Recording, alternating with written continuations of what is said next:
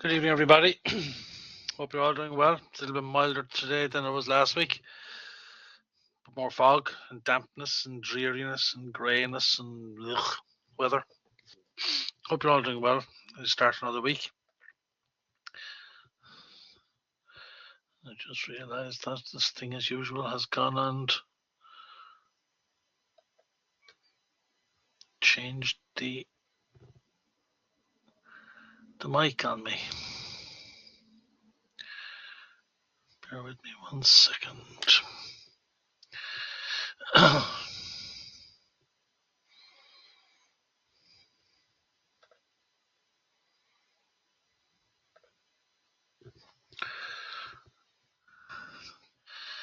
computer's driving me nuts today.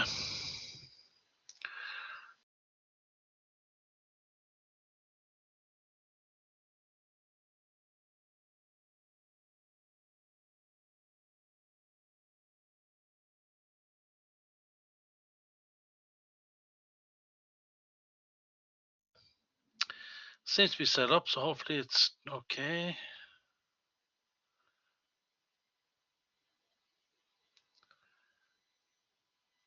Yep, seems to be all right. Good evening, everybody. Sorry to those people who put up hello. I was just the microphone and the speaker seemed to go a little bit funny on me, so just double checking that everything is as it should be.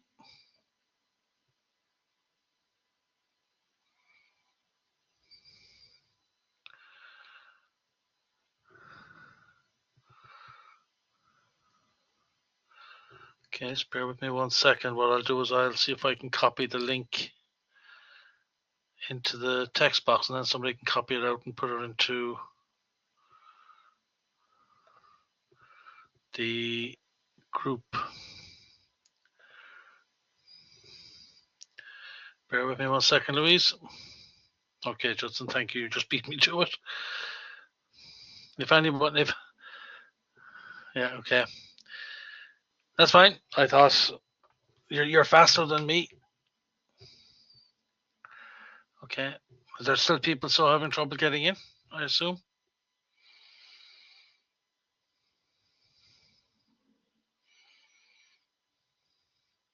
So we'll give people just a minute or two to come on in. I think most people are in, but we'll just give people a minute or two in case they're in the wrong place or they're having trouble logging in.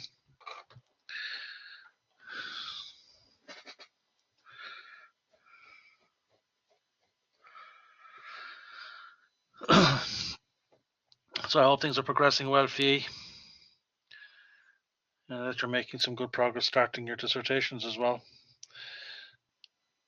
Just as we're waiting for the last few people to come in there, the one piece of advice I'd give you with your dissertations is don't say, well, it's not due until July, so I have plenty of time. Make start on it now. So you can tip away at even some of the earlier. No, because I'm waiting. Carter cancelled just the assignment tonight because I'm waiting for the college to give the external examiners to give the green light on it. Until they give the green light, it's not an official. It won't be used as an assignment. Once I have it, I'll certainly bring it up. But at the moment, I haven't received confirmation yet. I don't want to release it and then find I've got to change it, and people are already started on it or something. So safer that I hold off. Okay, I think there's only saw one other person coming through. Everybody else seems to be already in.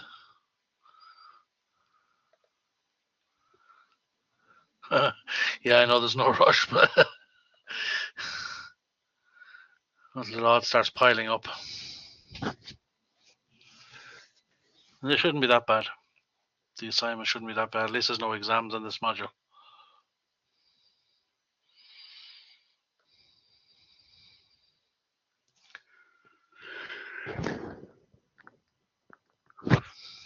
Okay. I'm going to assume that everybody's in. There's nobody else queuing to come in by the looks of it, so I'm assuming everybody's here who's going to be here. It's grand. Okay, so we're going to move on tonight. Some of the stuff we're doing tonight you've probably done in the past. in other modules, other courses. So no harm to bring it back up again. And we touched on some of it a little bit last week as we move into the whole concept of hazard analysis or risk management and controls along the way. And in a management role, we need to step back. It's one thing to be, I'm the health and safety manager, I'm the risk assessor, I'm whatever, and we can follow the rules and the standards, and we can go by the book in terms of what is required in our business. But we also need to be mindful of the business needs. And that's not to say that we encourage unsafe practices in order to complete business, but we just need to be mindful that they're drivers. And if there's a change that's dramatic, it could be harder to get rolled out or to get accepted, because they will argue there's a business need. The business needs this. We have to do this. And the change would be too bad. So tonight we're going to start by looking at change itself, because identifying an issue requires change to address it. And we already in our businesses are and have had dramatic change over the last, I'll argue, about 10 to 15 years. It's gone on for longer, but 10 to 15 years has been fairly rapid and dramatic.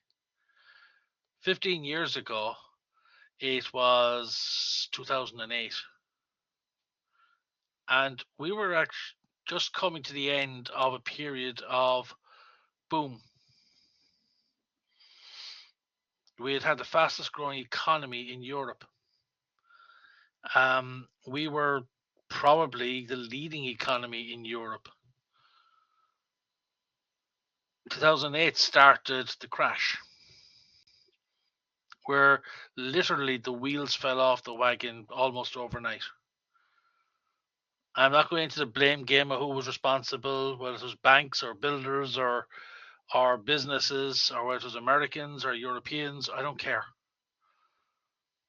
The fact is, it happened. And business owners had to react and had to deal with it. They had to survive. As I pointed out last week, in times of crisis, hazards and risk assessments kind of, in my view, take a back seat, and we just get things done. We just survive. I set my business up in 2009. I left a paid consultancy role and set up my own business in 2009, which was a stupid thing to do. Went out on my own completely. But that's what I did. But things drive change in our businesses. Things force our businesses to react and do things differently. And what we have to be mindful of is these changes coming at us, because change can force us to look at risks and hazards in a different way. It can change our work practice, which means we're back reassessing current practices. So we have to be mindful of what changes are coming. Every business is a victim and a member of the globalized business fraternity. It used to be 30, 40, 50, 60 and beyond years ago that the Irish economy was actually very insular. It was very much the local business. We didn't do an awful lot of international trade, except pockets. We did some fish, we did some agriculture. We encouraged tourists to come on board, come in and visit us. And to an extent, for the likes of the Americans, coming into Ireland was like, You mean the class link, Mark?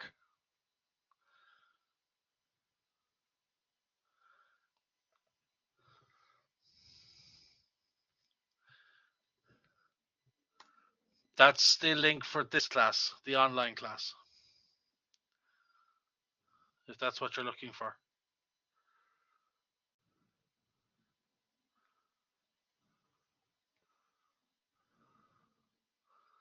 And Judson, you're special. Insider. Dennis, my mic wouldn't work there. Yeah, our links are personalised to us to show you that we have attended the class. So nobody else these links will work. So the people that are in the group now can see, hopefully. Okay, hopefully. Cheers. No problem. Mike. Evening, Dennis. Apologies for being so late. I've had a nightmare getting in, the same as a lot of other people by the sound of it. I don't understand. I think it was me. I don't think it was anything particularly difficult. I've had no end of IT problems to date, amongst other things. But hey, that's my problem, not yours. You and me both. I've had those problems since 9 o'clock this morning. Mm-hmm. It won't take much for this computer to go out the window. I'm here now, Dennis. All right, thanks. What was I was just saying, I mean, go back 30 years, go back 30, 35, 40 years, which is not a huge distance. Our trade, our globalized trade was relatively small, very pockets, very much in pockets. Mike, sorry, yeah? Or is that your IT playing up? IT playing up. Okay. No, it was me forgetting to take my hand down. That was human error, that one. I do apologise. That's okay. I can cancel it if it's left up. Don't worry. I can kill that out. I can snap the hand down. That's fine. Back in the day, we were almost an open air theme park.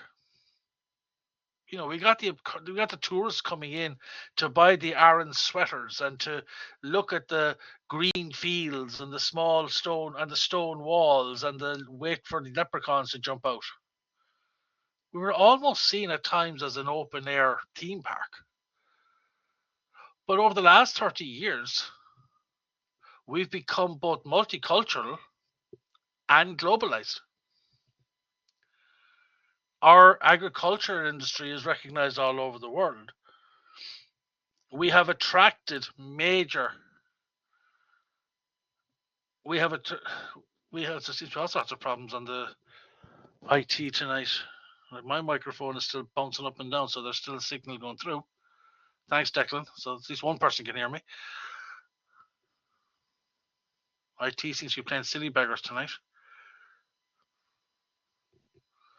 That's been playing it for me all day. I had a group this morning in Griffith College and doing an exam. And I tested the system yesterday because I don't trust anything IT anymore. Apologies to any of you working in IT. And I tested the system yesterday. It's Moodle and Zoom. And it all worked fine. And I went in today to set it up and it wouldn't let me in. Tried to kill it and set up a new link. It wouldn't let me in. Had to get the program director to set up a link, send it to me so I could send it to students, get everybody in a half hour late to start their assessment. And now there's a whole problem about they couldn't submit. Hi. Brilliant. I'm dreading grading their work. Anyway, we are now part of the global economy. And that changes work practices. Even simple things from a health and safety perspective. I remember working when I was in Shalala. I was up there, moved up there in 1998, and early 2000s. All of a sudden, signs, the safety signs. You must wear earphones beyond this point. All of these signs started appearing in different languages and different script that we didn't recognize. It was actually the first indication that we had that there were workers coming in from other parts of Europe and other parts of the world to work with us. And it became normal, but it was a transition. You have different communication styles. You have different attitudes to work, to health and safety, to rules, to instructions. Even today, quite simple. Running an exam or an assessment, it wasn't actually an exam, it was a demonstration assessment. Running an assessment with a class of foreign students, every one of them, from South America to Asia. And every single one of them have had a different view on what way things should be done. Insofar as it'll start at this time and it will end at that time. And on the finish time, there were still people working, and basically I had to cut the call to make them stop. And then I started getting emails to be allowed to upload their assignments and up their work half an hour after the close off. Different views, different attitudes. And that globalization is great for our business, has changed the logistics that we have to look at. A person working in a baby formula plant here in Ireland that I was talking to a number of years ago told me that he actually did his dissertation on his research, his level 8 research dissertation on the paperwork required for different markets. And he was comparing that, you know, there's X number of documents required if you're supplying it into Europe, and there's Y if you're looking to supply it into Turkey, and there's even more if you're looking to submit it into Asia. And he just depends where you're sending it as to how much paperwork and certification and all that sort of stuff, proof and all that health and safety stuff. Because in some countries, baby formula is almost treated like a hazardous substance that requires additional certificates and handling papers like your TREM cards, not necessarily a TREM card, but that sort of situation, or HAZChem card, to try and help people handle and manage the storage and handling of baby formula. Cheap travel has opened up the world to us for travel.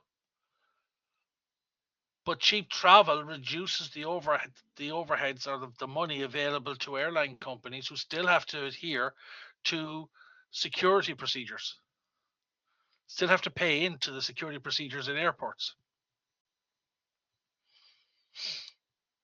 That all impacts the way we do business. It opens up the way we do business, the range of customers we have, but it also changes attitudes. The economics of the whole process of education, of the requirements for training, additional certifications, additional programs, the adoption of international or globalized programs, the evolution of programs that have become more globalized, that all impacts and actually causes problems. I remember when I was in GS1, when I did my first dissertation, which was before I went to GS1, there was a whole thing around RFID, radio frequency identification, as a supply chain tool. And the company that looked at the standards for supply chain, GS1, they were having an awful lot of problems standardizing RFID. And the reason was RFID, the hint is in the first word, radio. It uses radio waves to transmit information. Trying to find a global radio wave that's not used anywhere that could be used for RFID proved extremely difficult. They thought they had it at one stage, and as they went to roll it out, it started picking up emergency services in France, because they shared that radio, that frequency. So the changes that we have required new thinking, it required new education, it required new technology. It changed the process. A lot for the better, because it's opened up our businesses. It's given our companies much bigger markets, which is fantastic. But it has also given us an absolute nightmare in terms of trying to maintain standards. We now import from all over the world, and the standards in different countries is different. For their production may not meet our standards. So our hazard analysis has increased. Our risk management has expanded to the fact that we have to put additional checks in place, try and get suppliers to adapt what they do so that it complies with our standards, but it's different to their standards. There's a friend of mine many years ago used to import, I presume he still does, used to import products from China, and he would sell them. I don't know, he sold them in various shops around the country. He's an importer. And he was out in China one day and he ordered a load of stuff and a container full of stuff, and he came home and the container followed back by sea. And the morning came when the container was coming in. So he went to his warehouse, and the guys working in the warehouse, and said, "Look, there's a container coming in from China. Can you just get Mick or someone to go down and offload it when it comes in?" "Yeah, no problem." Container comes in on the back of a truck. It's backed up to the loading bays. The Mick turns up with his forklift. They pop the doors. Several hours later, they went looking for Mick, this forklift driver, and the name, I just came up with Mick. I don't know what his name was. Came up looking for this fork. Where is he? He's still offloading that truck. That was several hours ago. What the hell's keeping him out loading a truck for that length of time? So they went looking. And Mick was taking every box off the truck by hand, because there's no pallets. They had packed the container manually, floor to ceiling, with every box. It was jammed with boxes. There was no head space, no spare space anywhere. Absolutely jammed solid. Now, he then went back to this guy. "Oh yeah, I believe it would do, Raymond, yeah." He went back to the suppliers and said, "You've got to put them on pallets. We take them off with a forklift." And they didn't understand them. Different standards. Over in Asia, they throw people at these tasks, and there's a whole convoy of people running in and out with boxes. Whereas here in Ireland, we put one person to offload a truck with a forklift or a pallet truck. We don't do this chain of people. Now, from a health and safety, there was repetitive strain or risk. There was lifting. There was tight space. There was risk of injuries if the boxes collapsed as he worked his way through. All of these things were a potential problem as this guy was offloading. So they went back and they got the next load, and they said, "We need you to put them on pallets so we can use the forklift," and explained what he was looking for. And the suppliers said, yeah, okay, you want them on pallets, we'll put them on pallets. And they did. They put pallets in, but they did two things wrong. The pallets they used were made of a thing called balsa wood. Anybody in the old days used to make model aircraft or any sort of a model boat or whatever, they would have used balsa wood. Let me put this way to you, the stick that you get when you buy a Magnum ice cream is probably stronger than balsa wood. It's very, very light wood, very fragile. And their pallets were made of it.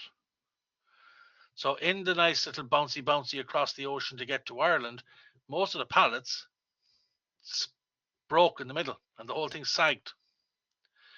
Problem 2, which actually was worse than having to take them off by hand. I believe that's the hardwood, but it might have very hard properties used in a certain way, but not in every way. It can break quite easily. I've seen it. The other thing they did that caused a problem was when they put the pallet in, there was space between the top of the pallet and the ceiling of the container. So they threw an extra couple of rows of boxes on to fill it up to the top of the container. So you still had to handball off a couple of rows of boxes just to be able to move the pallet. And if the pallet had collapsed in the middle, you had to take off all the boxes, then take out the broken pallet, and then move on to the next one. If the others didn't collapse. The thing is, what we're talking about is our globalized approach and our globalized supply has meant that we're used to here in Ireland using strong wooden pallets or CHEP pallets, the blue pallets, which you don't want to drop on your foot. I'm speaking from experience. Then you meet a different culture who has a different approach to doing things, different set of standards. What they consider perfectly normal doesn't comply with our standards, doesn't comply with our hazards or our risk assessments. Now, how do you change that? You can try and negotiate, you can try and talk to people about it, but you're asking a supplier, possibly at the other side of the world, to do something that is alien to them, to change their practices, because that's not the way they do it. So they have to go through then the whole process of retraining their team that if the load is coming to Ireland, we have to change the way we load it. Now, if you're a phenomenally big customer of theirs, you might have a small bit of clout.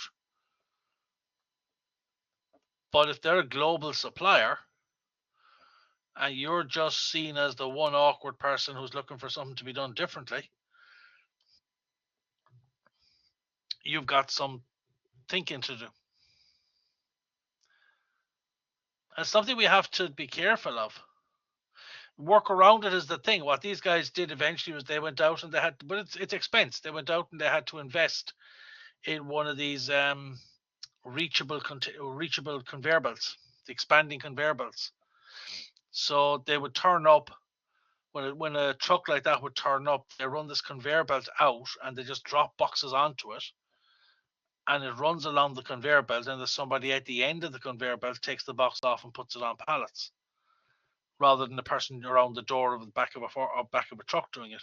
And as they work their way into the container, the conveyor belt expands into the container to a certain extent so that they can follow them in and they can just keep dropping boxes. They can unload the container fairly rapidly. It's still a tiring process, and they still have to change staff around because there's the risk of repetitive strain. There are hazards still associated with it. And it just takes longer time-wise. Which means if you're in a hurry for something, there is a risk that we may cut corners. The technology is catching up on things and helping us a little bit, but it's things like that where one culture manually loads the truck or the trailer or container, and the other culture traditionally uses forklifts and pallet trucks.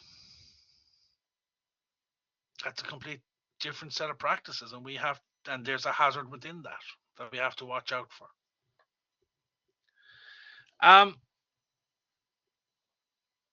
Our knowledge is changing. Our view of what happens around the world and the way we deal with things is different. And this is ongoing. This is not something that's kind of done and dusted. This is evolving. We are in a period of change right now. We're coming out of a COVID situation where remote working was the order of the day, and we are moving towards a hybrid situation where there is a requirement for us to, there's legislation coming through to allow people to work from home or work remotely. But also have a period of time when you work in an office or work on site, depending on your job, depending on the necessity of the role. And that complexity is apparently working its way through the dial at the moment. So we have to learn new practices. We have situations, and I've heard it across numerous industry sectors, where people can't get staff. And there's a hazard. There's a risk that we have, because we could hire somebody who has no experience. And then we have to slow down and take our time to train them and familiarize them with the standards. And it's not good enough just to run them through the program, get them to sign a document. You have been trained, like at an induction situation where information is thrown at them so much that by the end of lunchtime, they're completely confused. They don't know what they're looking at. So it's become that these changes that are happening around us, our businesses have to survive. Our businesses need to survive. They want to survive. But they're being forced and they're being thrown up with all sorts of things that need to be done differently. New approaches to things.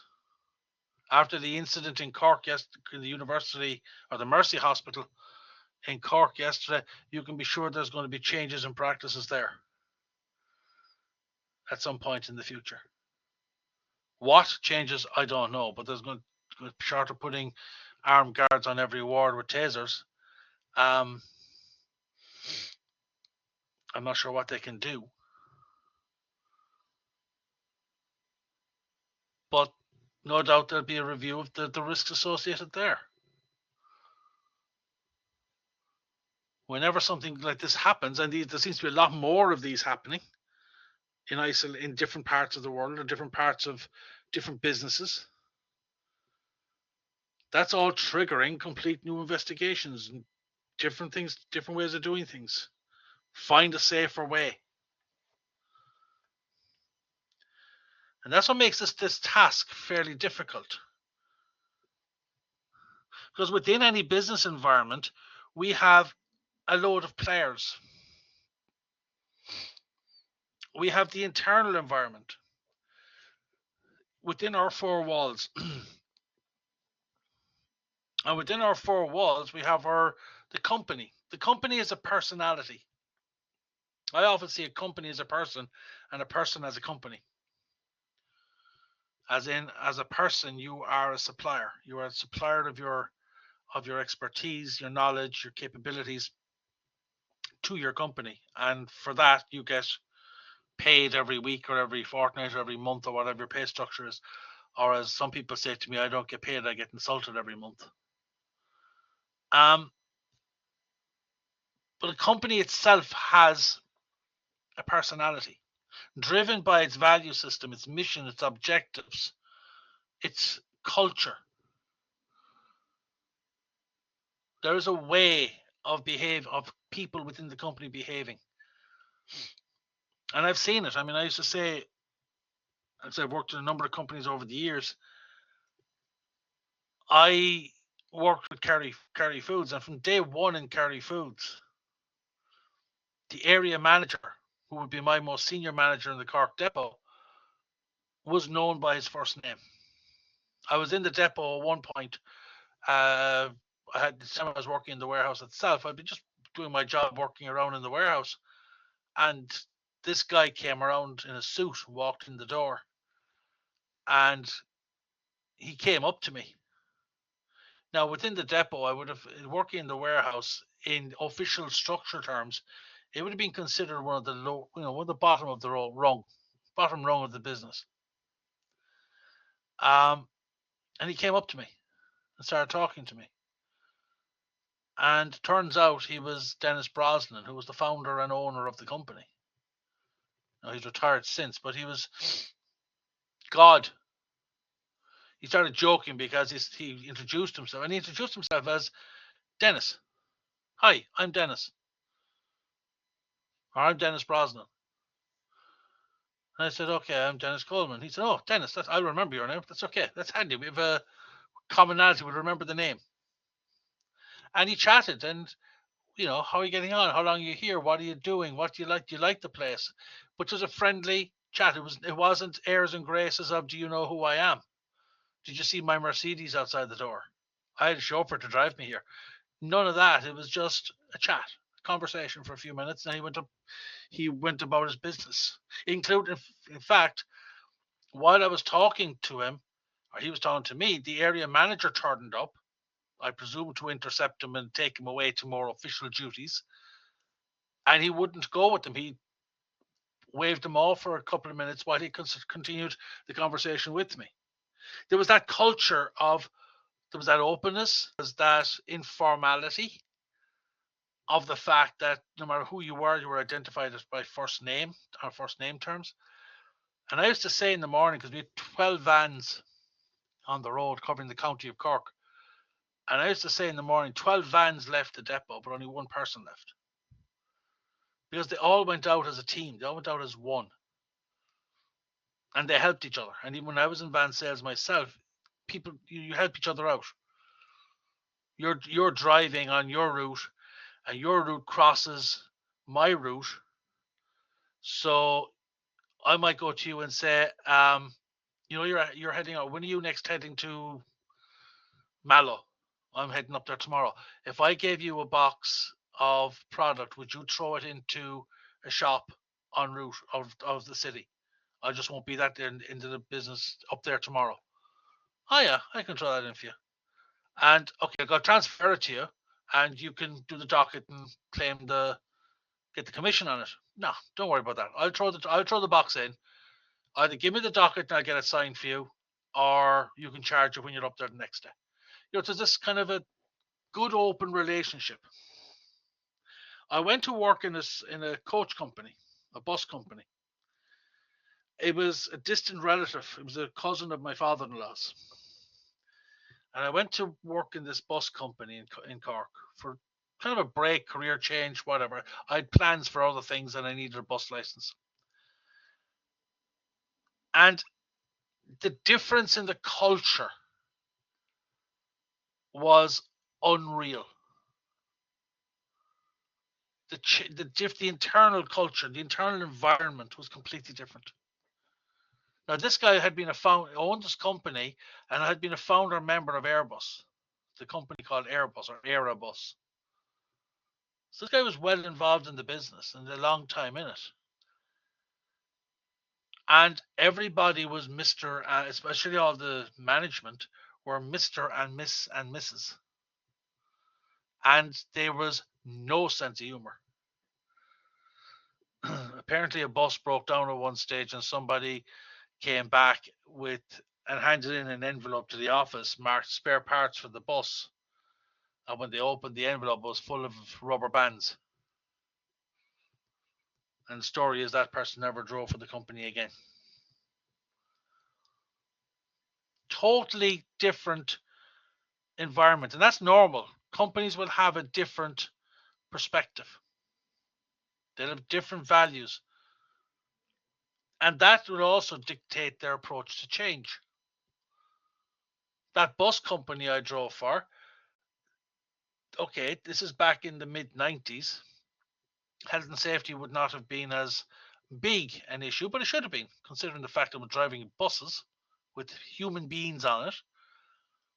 Some of the stories I can tell you in that risk, there was definitely not a risk assessment carried out or hazard analysis carried out. Closest I got to hazard analysis was one bus I was using, and I was told, for God's sake, don't let anybody sit on the back seat. Now, the back seat is where kids will always sit in a bus.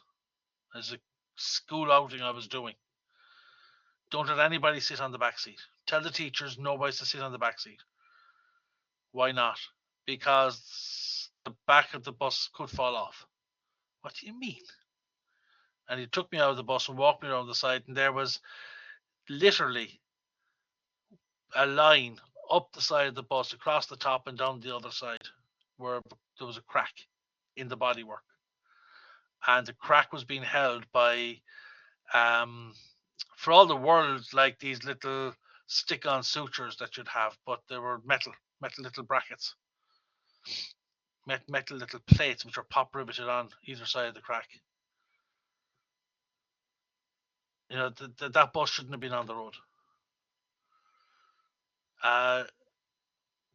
But it was considered usable. Culture was different. Now, I notice when I'm looking at working within colleges and things, if something isn't working, if something isn't right, okay, don't do that.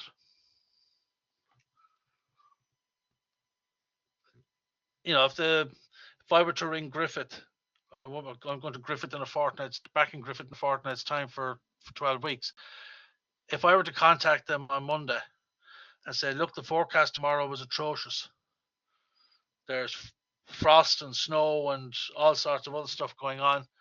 I'm going to do this class online. They'd say, all right. Yeah, don't drive down, it's too dangerous. Different organizations have different cultures, and you might see it in your organizations. Because that drives the attitude. If there is a culture of health and safety, if there's a culture of hazard analysis, hazard identification, or if there's a culture of risk assessment, there's a bigger chance that it will be adhered to. However, if somebody comes into the company from a culture that doesn't have that, you potentially have a problem. You have a destabilizing effect. Because you have somebody who doesn't understand the current way of doing things. We might believe that they are completely, they have no standards. We might believe that they just couldn't care less, that they are they just don't understand the importance of the safety and all that stuff. They're just reckless. In actual fact, that may be the culture they've come from. They may not know any different. It's the rules they've adhered to. Equally, somebody who comes from an organization that is very high in good practice, in hygiene, in hazard analysis and so on, and risk assessments, goes to a company where it appears that these standards are not adhered to, it's going to be very difficult for them, because they're going to seem like just people looking for problems. People who are slow, they're delaying the work because they must organize things and they must make the space safe before they start, or they must clean something before they'd use it. The rest of us just picked it up and went on with it. And in some cases, one of the reasons a company can have a high turnover of staff is this lack of connection, this lack of absorbing into the culture that exists within the organization. It's actually one of the big reasons people don't last more than a few months in a company, because the culture is different to what they've expected. People don't do things the way they're used to. And it's that step too far. They're not prepared to increase or reduce their standards that have been merged or molded over years of working for a specific company. They don't want to change. They're not going to reduce that, or they don't want to increase that in this new company. They don't feel comfortable doing that. It can be very hard to do it. You go into a company, take up a new role, going in as a health and safety officer, or going in as a a risk assessment manager or a hazard analysis manager, and you get met with resistance. And you may think it's because you're the new guy or girl. You may think that they just don't get it. It's frustrating. You need to stop and think, well, what is the culture here? Am I bringing in sets of rules? Yeah, they're the legislation, they're the regulations, they're the things that need to be applied. But if there's a history within the company of not applying them because we can take a shortcut around them, all you're going to be doing by trying to enforce them is increasing risk or increasing the resistance. And there's one of two things going to give. Either you'll give or everybody else will give. And in most cases, it's the individual. And by giving, I mean you'll either throw away the rule book and comply and just change to be like everybody else, to be assimilated into the oneness, like Star Trek Borg, or you leave because they're too haphazard, they're too reckless, they're too this, they're too that, or they're too strict, whichever way they move. That's also impacted by things like the quality of human resources. How good are they at regulating, at getting the right people, and at ensuring that everything stays at the level of standard they're supposed to? The internal environment within a company, the internal culture within a company, things like the unions within a company, labor unions, if they're there, all of those will have a huge impact on the company's attitude to hazards and risks. Yeah, they'll be focusing on outputs and production and customer relations and sales and all of that commercial stuff. But that will also bleed into attitudes towards safety. I mean, I met a person a number of years ago who quite candidly admitted that he won't drive on a motorway in Ireland less than 140 kilometers an hour, and except in a fog, and in a fog he'll go into the outside lane and he'll drive at about 130 kilometers an hour in fog.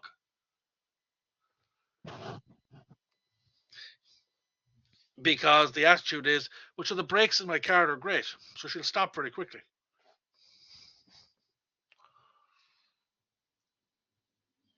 We have that, if there's a culture within the organization of, should we just drive on? We're grand. It should be fine.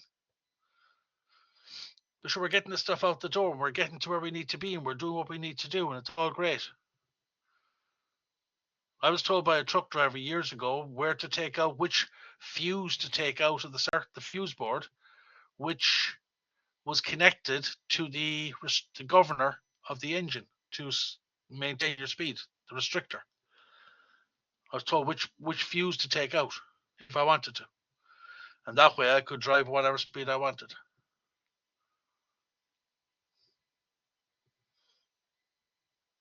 These are attitudes within companies, and clearly demonstrate a complete resistance to anything health and safety, risk, or hazard related. So within an organization, we need to be aware of what is that attitude. Because you join an organization in that role, this is what you're going to be up against from day one. And management might recruit a person because they want somebody who's strong at it. Fine. But you need the support to drive change forward.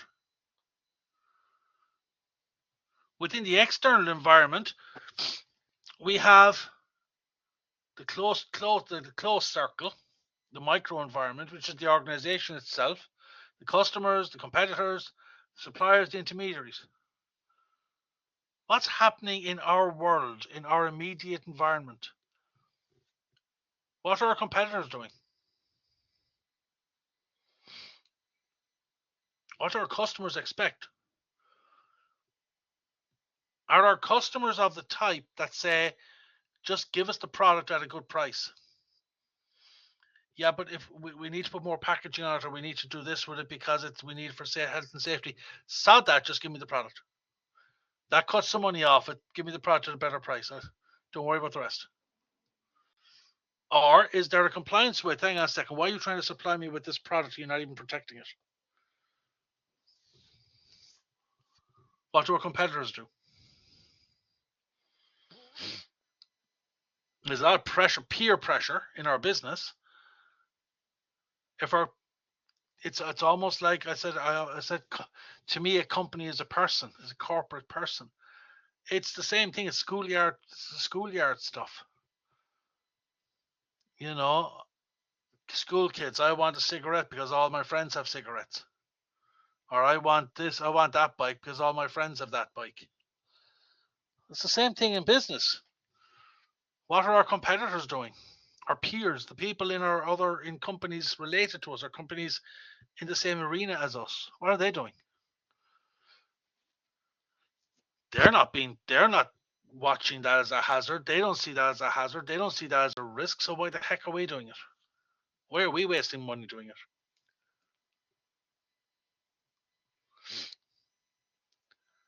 So it's important that we understand all of these before we even start looking at any sort of a hazard situation or a risk situation.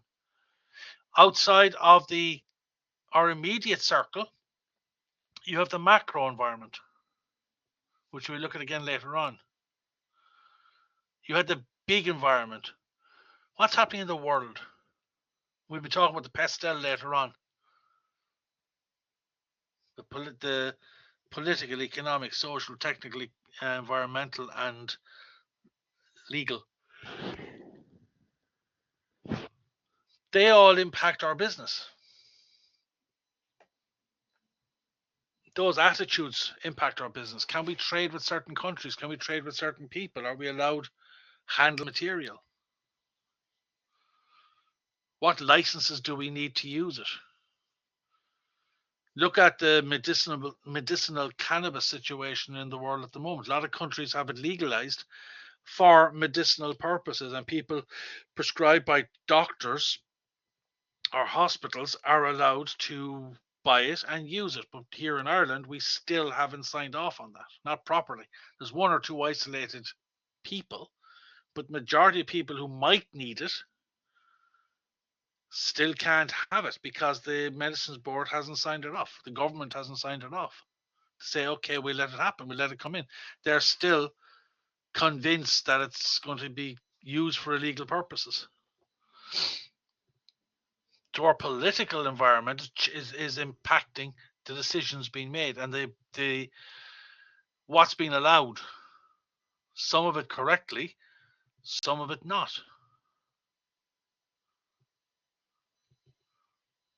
All of that impacts the way we would look at and think about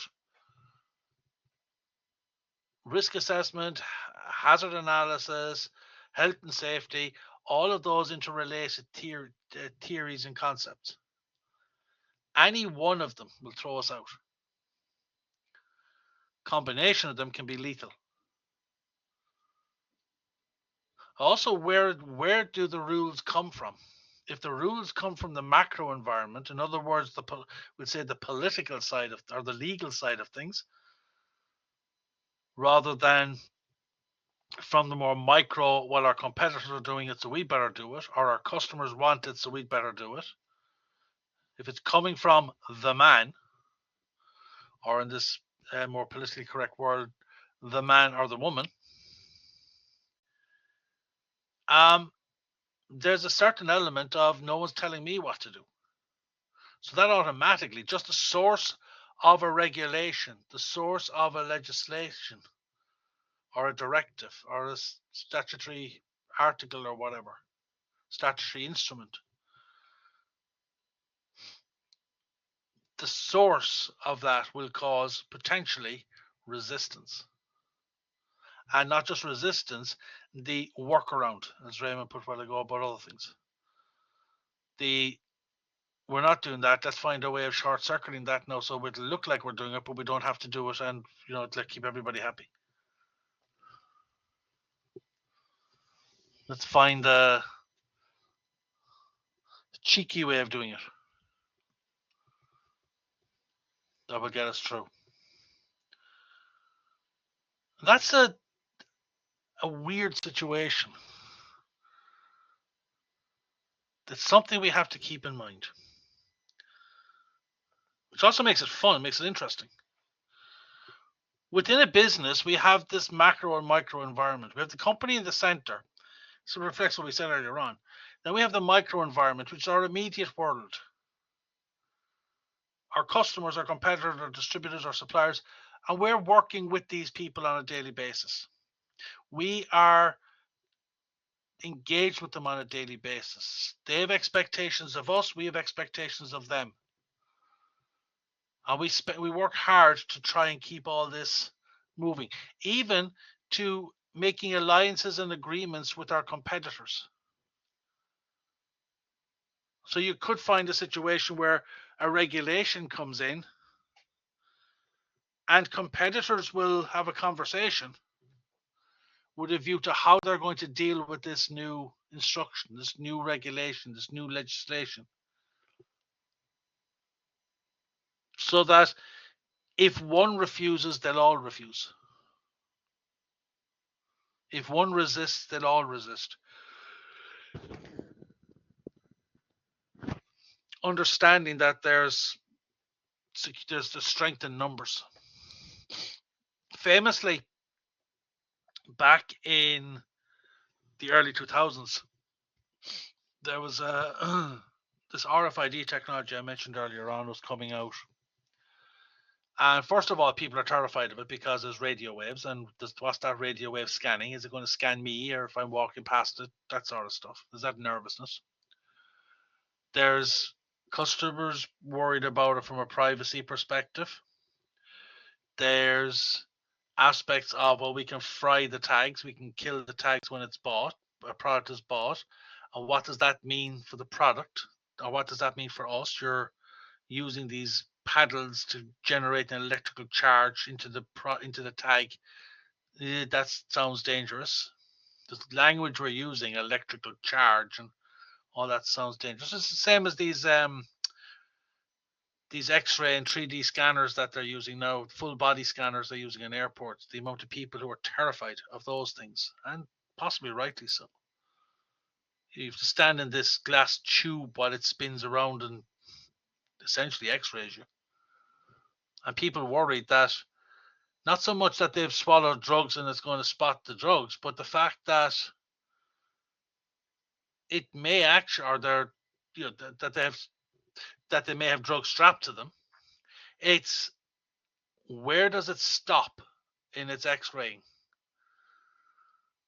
and where's the screen? Is everybody in the airport going to essentially have X-ray vision seen through my clothes while I'm standing in one of these machines? Is it invasion of privacy? But they had this situation where world's biggest retailer, Walmart, world's biggest retailer, 2.5 million staff, half the population of Ireland just in staff of one shop or one shopping chain. Basically went out to their top suppliers and said, congratulations, you're one of our top suppliers. Be very proud of that. Now we're giving you 6 months to implement RFID on all the products you send into us. And they started having questions. What's the story? What's the legislation? Show me the regulations on this. What standards? What's this? What that? What the other thing? And essentially, the reaction was from Walmart. We don't care for. By the way, just remember, we are Walmart. You are minions who serve us. We're worth 30, 40, 50% of your business. So you'll do as we say, or we'll pull the plug.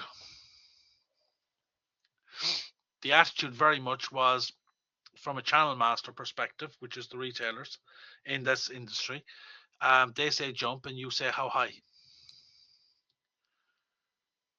But interestingly for Walmart, and not so interestingly for Walmart, the suppliers got together and started questioning us. Okay, first question, is every retailer transferring over with this, or is it just you guys? The response was, you don't know. The competitors got together and said, okay, so you expect us then to have a dual system, so we send products into you with this thing, and we go into the others with the others. And Walmart said, well, I don't know. Just put RFID on the products for us. Don't care what the others do. And it's where Walmart got a slap in the face, because the suppliers came back and said, if the entire industry is doing it, we will look at it. Didn't say they'd do it. They said they would look at it. But if it's only a Walmart situation, then nice Mr. Walmart can take their idea and, as they say, shove it where the sun don't shine, because they ain't doing it. There was a rebellion almost in the industry that we're not applying this new technique and this new, your attempt to put a regulation in here. We're not applying that unless everybody is adopting it. And it died. It died for starting to come back in now in the last few years, because it went in around between 2004 2006. Then you had the crash from 2008, and things were only kind of starting to come back, and you had COVID, and it's a slow recovery after that, and the cost just went up, and people got suspicious of it. The public became more aware of it, and fear. There's fear of tags being read and things like that, and information, data privacy issues, and all that sort of stuff. So companies will speak to each other. Competitors will work with each other on something. Industries will mirror each other. It's back to the schoolyard, the playground. It's they're doing it, so I'm doing it. We're all doing it together. Idea being that if the management comes back to give out to us, we can say, but they're doing it. That's why we're doing it. If they're able to do it, we should be able to do it. And hopefully that'll get it through. Which means that the regulations may not be as rigorously followed as potentially might be expected. Yeah, it is what happens when all the eggs go into one basket. You're left with kind of very little when you drop the basket, except scrambled eggs with shells. In the micro environment, you have the impact of society and the world itself. So COVID, you have the recession, you have Brexit, you have all the fear things that can come along and impact trade. Yeah, supermarkets setting the standards for things like vegetables and things, and they're actually leading the way in the supply chain world. Supermarkets are the centers of excellence. As much as people say no, they're not. It's the electronics industry or the automotive or the pharmaceutical. In reality, in supply chain circles, and in a lot of cases from a quality perspective, in ECR, efficient consumer response, in a lot of the standards that are used around industries today, it's the grocery sector are by far the leaders in how it should be done. Oh yeah, they would do. I mean, many of the warehouses involved in distributing for or supplying supermarkets turn their stocks. I know Tesco, one of the Tesco warehouses in particular, I think all of the fresh stock ones do, turn their stock 364 times a year. They do it 365, but they don't open on Christmas Day. So they pick to zero every day. So they start in the morning with a warehouse full of product, and they end up every day with nothing but the pillars holding up the ceiling in the room. It is a complete gutted building until the next supplies come in the next morning. It's a very efficient system. The whole ordering process is efficiently done, and it's done very, very carefully. Has to be in the right place at the right time, otherwise it's waste. And even they're treating waste differently because they're reducing that. They're now taking stuff off the shelf in most cases a little bit earlier, and they're donating it. They're handing it, or they're making it available to charities to come and collect it from stores. So there's no more. They're cutting down on waste before food becomes wasted. There was a time when I was in van sales that you basically turned up and you had to take back the returns, and therefore they didn't care what was on the shelf because they knew they were going to get credit for it. Now there's no credit. The whole business model in the last 10, 15 years has changed.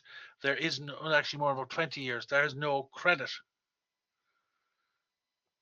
They went from the van sales delivery situation to multiple direct drop to central distribution.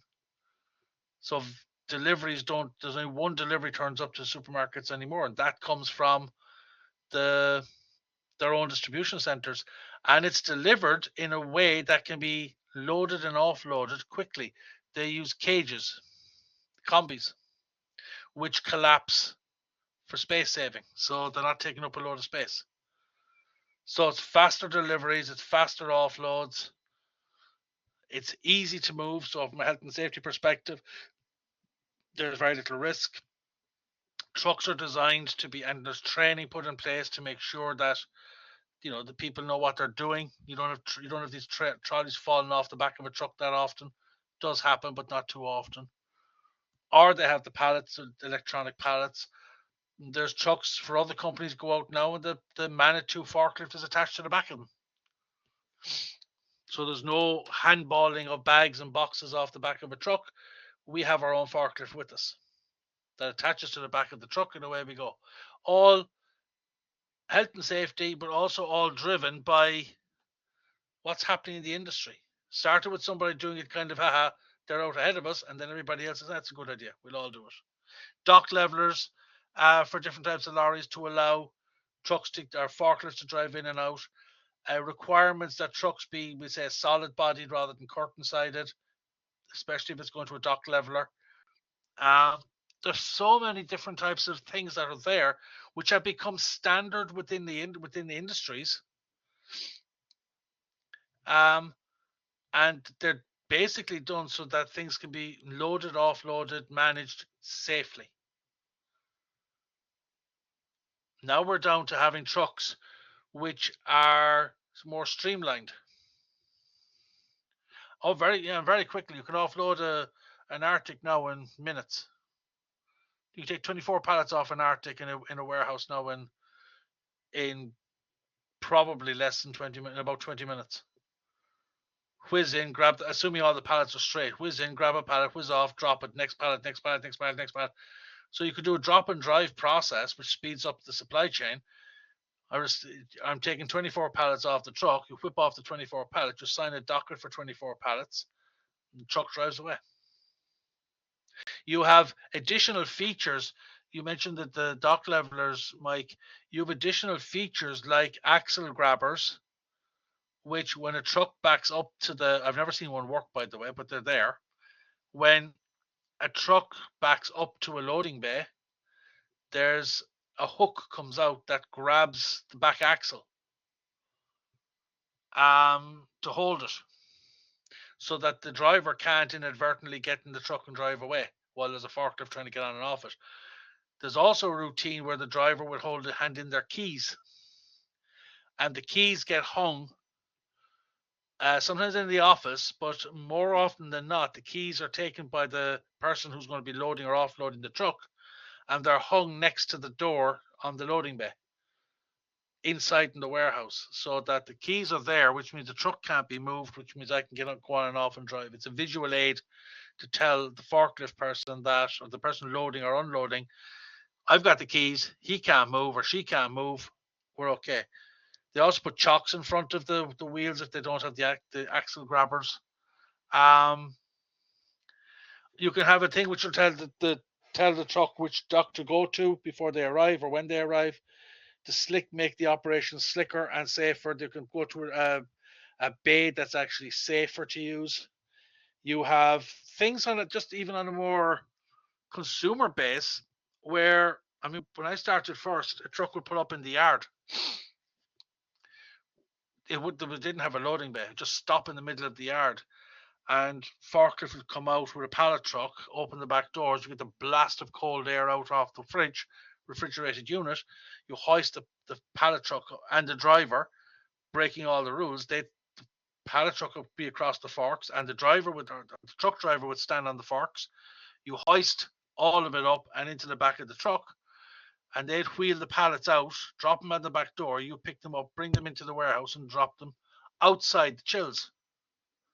So they're breaking chill chain. They're coming back to ambient, especially during the summer, and they could be sitting in ambient temperature for several hours while the product is being broken down, is checked off, and the warehouse has been organized for you to put the stuff away. Dock levelers means we can actually reverse the truck to the building, and we can have the whole building refrigerated. So we seal, that's what the big buffers are around the doors. We seal the truck to the door, and that becomes an industry standard. The downside of it is that every truck that delivers to you must be high enough to fit a dock leveler or to hit the loading bay. So you can't send in a transit van or a sprinter to be offloaded because it won't go won't back up to one of those. I had actually working this mobile consultancy with a company last year, and they're looking at developing a logistics hub in Wexford. And that was something I threw out at them. They were talking about all their bays and all the bits and pieces. And I said, will you ever have somebody pulling up in a small van? And they said, well, maybe. And they were talking about having refrigerated storage and stuff. I said, well, you have a problem because they're going to break chill chain if they're trying to load in the yard. So they asked me what I suggest, and the suggestion I gave is that they sacrifice one of their loading bays and they make it as a garage. So a van could reverse in and just have a ramp inside that they can, maybe a sloping ramp inside that they can run a pallet down and handball it into the back of the van, or run a forklift down and put it in, but it's not back up to a loading bay. The point I'm making is your company, we talk about the hazard analysis, we talk about risk assessment. That's what this module is, and learning all about what needs to be done. You guys already know the legislation. You know the various rules and regulations that have to be followed. A lot of you are already doing this sort of stuff. We have to step back and think about, but what's influencing the industry? What's happening in the industry? Because what happens out there is going to impact your company's attitude towards rules and what's seen as more red tape. You're walking around with a clipboard. Oh, here we go again. As I said last week, I think a friend of mine who was to work in Temple Street Hospital, when she walked into a ward, here's the Grim Reaper, which is probably not the thing you should say in a ward full of sick children. But that was the attitude people had for these health and safety and quality people. You're the Grim Reaper. You're looking for problems, and we don't want to see you in here. I'm not going to spend a lot of time going through each of these because you've probably come across Pestel in the past. If you haven't, there's plenty of stuff out there that'll help you study up on it.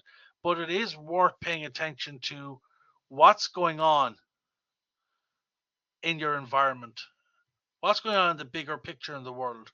And right now, there's a lot of stuff happening. There's a huge amount of change, transition, uncertainty going on. So the fact that people don't necessarily know, they don't know what they need to do. They don't know how to jump. Because some things, for example, that might be under political decision, the decisions haven't been made yet. And as a result, we don't know how it's going to go. We don't know how the hybrid working legislation is going to go, because they talked about it over the COVID, but nothing's been signed off. Because they're no doubt being lobbied by companies who kind of said, don't do that. We need people in the offices. Seen an awful lot of people being forced to go back into offices.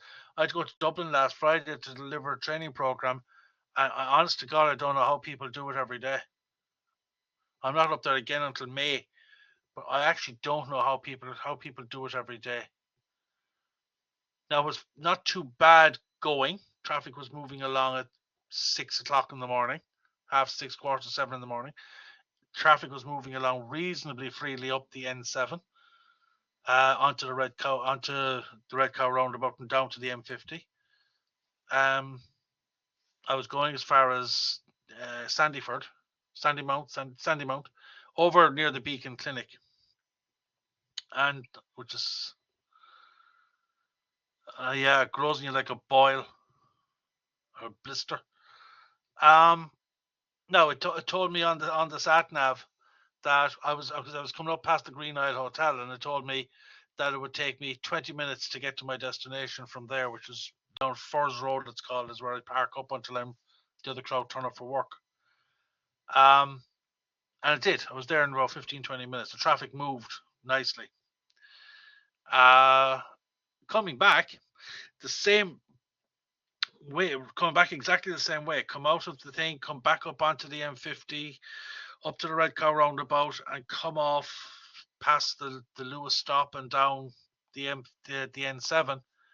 Took me over an hour to do the same journey in the afternoon, and I was at 3:30 in the afternoon, so it wasn't even rush hour. Technically, it wasn't even rush hour, although Friday would be.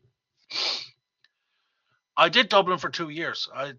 Over 2 years, now 3 years. I was up and down to Dublin every day, and I tried driving up. I tried taking the bus and train. The train was about the best, but that still added 4 hours to my day every day. Made it at least a 12-hour day, starting at up at 5, to be in the station for 6, to be on the train for 6:30, in work for 8:30, and then get the 5:30 train back, which meant I had to get back to the train for 5:30, and was home for 6:30, 7:15, depending on the trains. It's not, for me, it's not sustainable. It's just ridiculous. Absolutely nuts. But it's things we have to the people obviously are being forced to go back to the workplace, back into the office, back into the normality. Companies have paid a fortune building office blocks. They're not going to let them sit empty. Although the place I was doing the training was telling me that Friday is their quietest day in the office. It was done, the course was delivered online. I sat there in a studio and went and did the thing online. And there was 3 people in the office. Whole office is opened up for 3 people. And what she said, when the girl I was talking to, the training manager I was talking to, she was saying that there's on Friday it's quiet. There's only the senior management turns up. The owner of the company and the senior managers turn up. That's why there's only 3 of them there. All the rest of the staff work from home on the Friday. It seems ludicrous. The whole office lit up and opened up for 3 people. But as policies change and as company attitudes change and as competitors move, if competitors started doing things differently, it's going to have an impact on how you do things. It's going to have an impact on your views. That's the reality. The economic situation we've been up against for, as I say, since Adam was a lad. I mean, a butterfly flaps its wings in Japan, and we all end up in a hurricane. America sneezes and we all catch double pneumonia. We are at the mercy of the economies of other parts of the world. We're currently at the mercy of what's happening in Ukraine with Russia. The impact that's having on our trade and on costs and prices and things. That will impact companies' expenditure on what they will consider to be nice to haves. And the nice to haves in crisis situations is safe environments, PPE, extra safety gear, training, certifications, all that sort of stuff. No, Margaret, I wouldn't. I don't accept. I did it. I wouldn't accept it. It was soul destroying. And last week, the only thing last Friday did for me, apart from being a day in Dublin delivering a program, was it told me, "That's my wife's idea to downsize and move west. Better happen fast. Too many people. Way too many people." I'm definitely. Oh, I did it for a few years as well, and I'm definitely a wannabe recluse. Too many people, and no, I couldn't do it. The odd day, yeah, but I don't. Yeah, that's exactly it. Too peoply. It was nice being in the classroom where there was just me and the person manning the computer, just delivering a program to about 40 people. But then I had to come out and get stuck with a load of people driving home, Blech. Cutting lanes and forcing them their way into the M50 lanes and skipping down the queue to slot in somewhere down further. No. No thanks. There's a number of things along this pastel that we should be aware of. Obviously, one of the big ones from hazard analysis and risk assessment has got to be the legal stuff. And that can happen where somebody may take a class action or take a case against an employer over an injury they got in the workplace because some analysis wasn't done or some risk wasn't conducted or something wasn't done to make that would have protected them. That guy in a meat factory before Christmas who successfully sued the meat company, he pretty much lost the use of one of his arms. He was cleaning out a machine, and there was a piece of meat stuck in one part behind one of the blades, and he couldn't get it out. So he went and he turned off the machine. No problem, Gary. No, I won't be mentioning it tonight, as I said earlier on. I have to wait for the external examiner to give me the green light on it before I can talk about it. It's with the external examiner at the moment. So don't panic. It won't be mentioned tonight anyway. But this guy was cleaning out the machine, and there's a piece of meat that he couldn't get. He put the power hose on at different angles, couldn't budge the meat. So he decided to switch off the machine, turn off the machine completely, cut the power to the machine, and basically felt that the only thing he could do was reach in and take the piece of meat out. But he has successfully claimed that he was never trained correctly in switching off the machine. He did kill the power to the machine, but he didn't know that just because you kill the power does not mean the machine will stop dead. There is residual power in the actual system that will keep the blades in the machine turning for a few seconds until it stops. And he put his hand in, and it trapped him, lifted him off the ground apparently. So he successfully sued them. Now you can be damn sure, you can be 100% sure that every meat company in the country, when they saw that case go through, every health and safety officer in the country, every hazard analysis person in in food companies, particularly meat companies, be damn sure that when they saw the findings of that case, there was big assessments made on procedures for cleaning machine bowl choppers and whatever machines they have.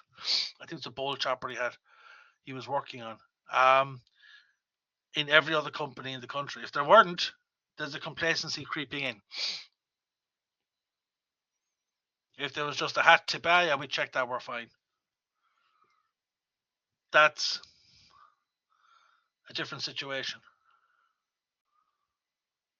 It's important that we stay on top of what's happening around us in our businesses.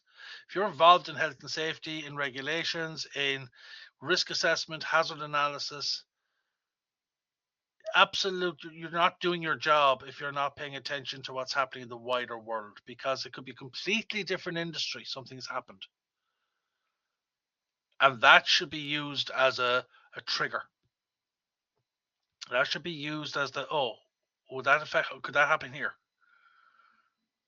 At least having an investigation to see.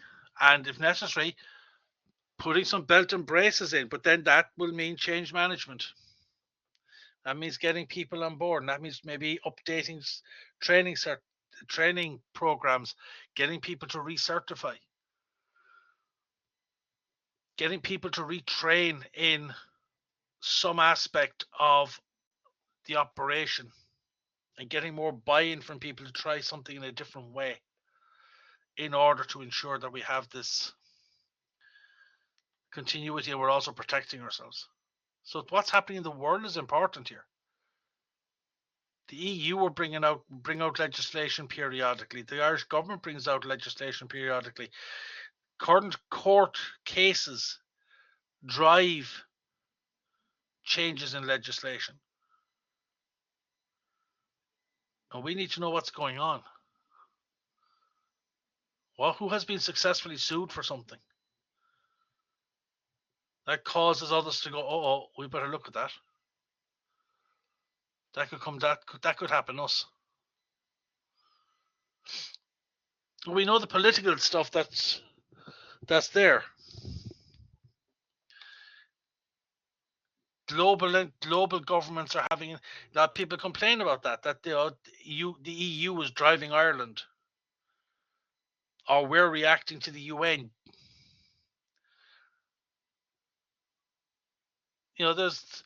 Or America is forcing us to do things, and that creates resistance. No matter how good the idea is, it creates resistance. I was watching at the end of a documentary today about Heathrow, and they were talking that England has something like the most CCTV cameras, certainly in Europe and possibly in the world. Something like 5 million cameras in England. And there's several thousand of those in Heathrow. It was a missing person they were looking for, and they were to check the cameras. That was basically because they had so many cameras, they were able to find them. But if people have this view that we're being driven by Brussels, that creates resistance to change. That creates a complete anti-anything they say, no matter how good an idea it is. If they were to come along back in the day and say put water on fire to out it, it'd be, yeah, just because they said it.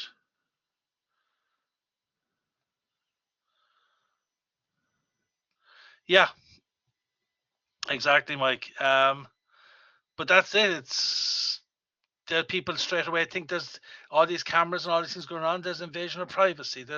But in crisis situations, they come in handy. This was a 4-year-old child gone missing, and last seen entering a lift which had access to 6 different floors in the airport, including car parks and taxi ranks. Yeah, but that's the thing. A lot of people. That's the thing that people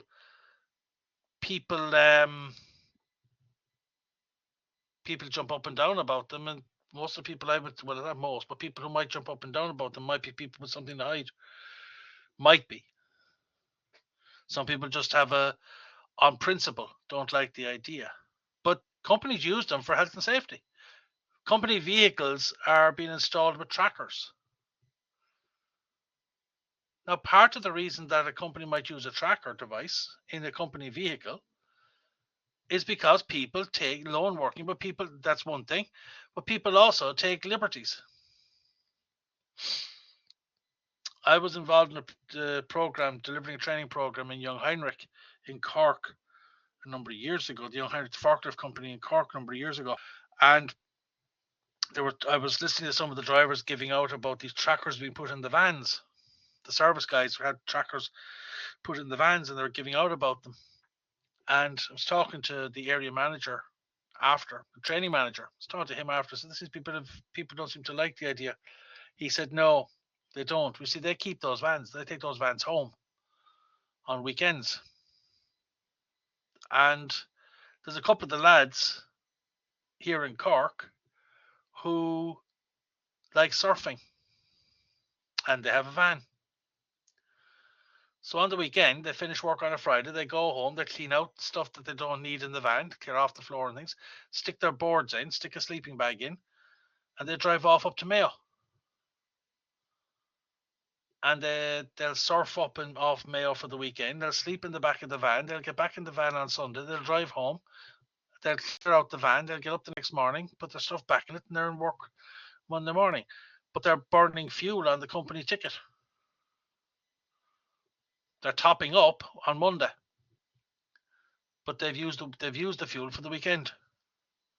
And the company is basically saying, hang on a second, guys, fine. You want to run to the shop on Saturday or Sunday, that's fine. You want to do a small local trip with the family or something, that's fine. But you ain't going to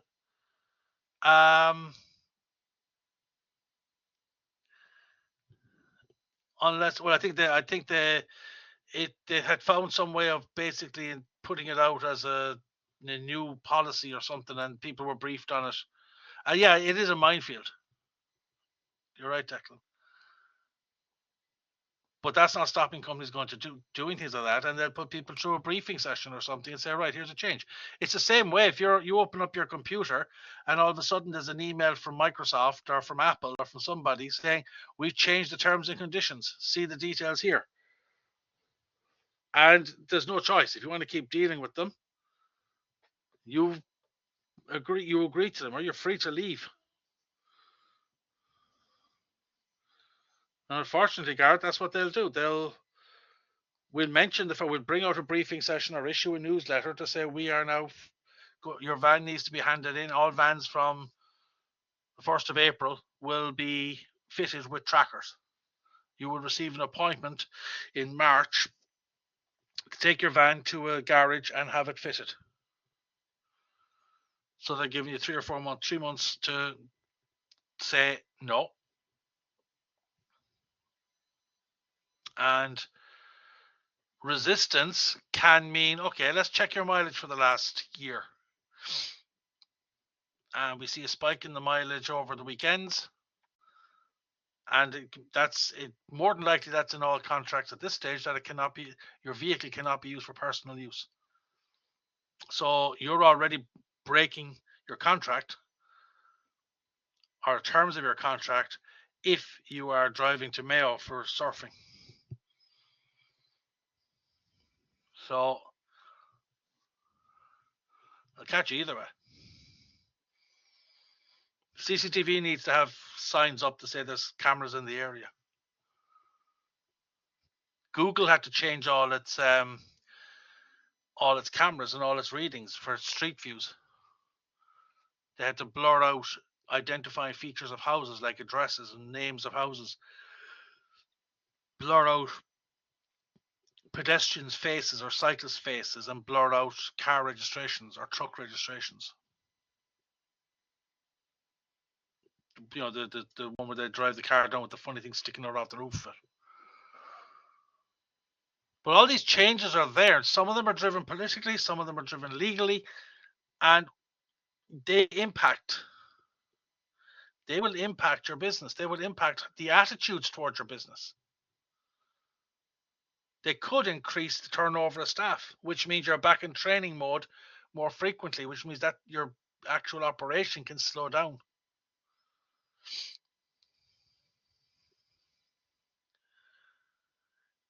Yeah, well, they decided to leave them. Yeah, that was a different situation. I think they may have felt that the facial expressions couldn't be identified anyway. I mentioned last week, and I said it earlier on today as well, when you have declining trade, when you have more global competition, tougher competition, that changes attitudes in business.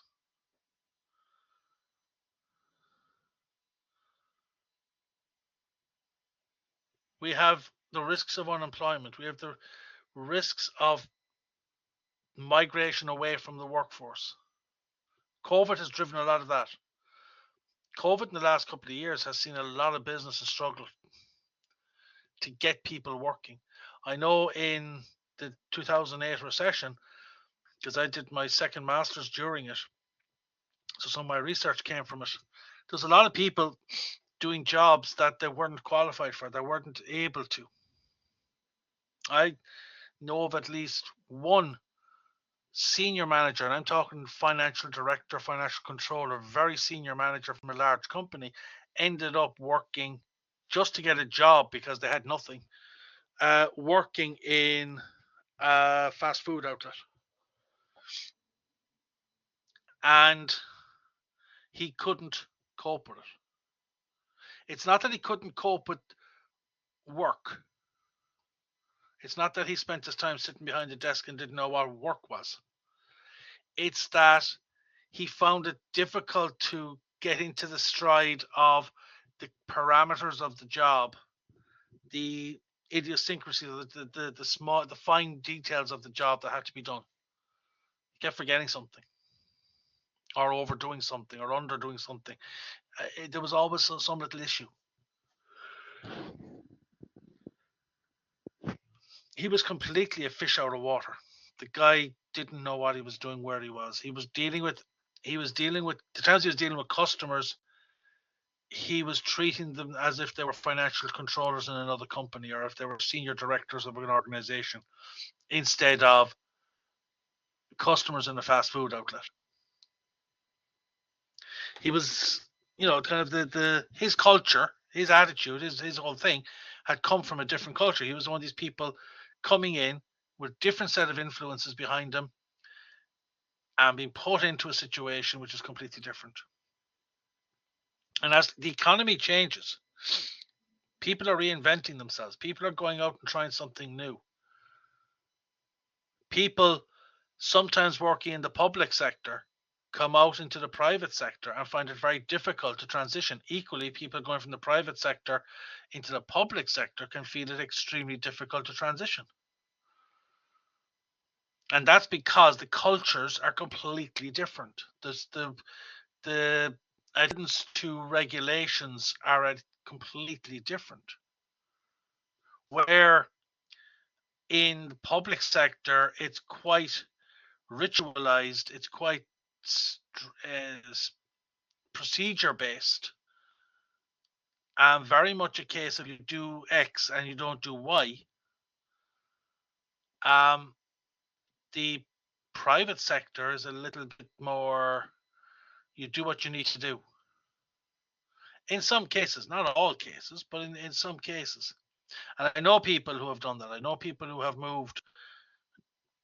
Most recent was somebody who moved from private to public. And they lasted, I think it was about 6 months. And they got out. They got out and went back into the private sector. Because it's a completely different animal. The attitudes are completely different. The approach to doing things is completely different. A lot of the public sector, and again, no disrespect to anybody in the public sector, A lot of the public sector is kind of a job for life. Go in, you do your job, and you do what you need to do, and then you go home. And at the same time, you're under pressure because they're short staffed, as we can see with healthcare. And there's just a lot of stuff coming at them. Population is increasing, the number of claims is increasing, stuff is happening, and it's still following some older systems to try and make it all work somehow. And we have GDPRs and we have other sorts of rules that are in there. There's a complete different culture in terms of education and training and enhancement of the career and so on. In the private sector, it's a different game. Private sectors, the drivers are different. The drivers are much different, and that impacts attitudes. Social is something we also forget about when we're looking at our risks, our hazards, and all the other health and safety, the other things we got to consider, because the social is the public.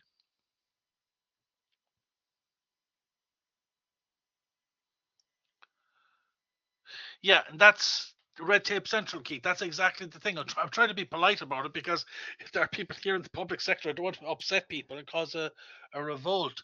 But yeah, there's it's seen as more red tape and it's more procedure based. And my father went from many years ago. He went from private sector. He worked in a manufacturing operation, a furniture place. He's a cabinet maker by trade, and a wood carver and a cabinet maker. Absolutely brilliant at his job. And he went from there in he had medical trouble. His back went against him, so he couldn't lift things anymore, which kind of seems strange. But he ended up going to the post office.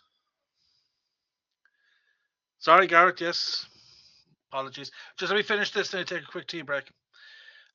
He went into the post office, and I remember him telling me that, his first job was to go out with he wasn't driving. He went out with a van to empty post boxes. And he went out and he basically was there to empty post boxes. Now, at the time, they were using these post bags that were the ones made in prisons, the big heavy sacks. And he told me he went into the railway station in Cork, and there's a post box near the platform at the railway station in Cork. And the van pulled up, and he's in the passenger seat. The van pulled up, and the guy had hardly got the handbrake on. My father was out the door like a rocket, jumped out, and was bag over the shoulder, and he was running. He ran in to the station to do the bag, to get out, move on to the next one, keep going, come on. And he was halfway in the door of the station, and he got yelled at by the driver. Where are you going? Getting the stuff out of the post. What are you doing? I'm getting the stuff out of the post box. What are you doing with the bag? Carrying the bag. The bag is empty. Carrying the bag in to get the stuff out of the post. You don't carry the bag. But the bag is empty. You don't carry the bag. What am I supposed to do with it?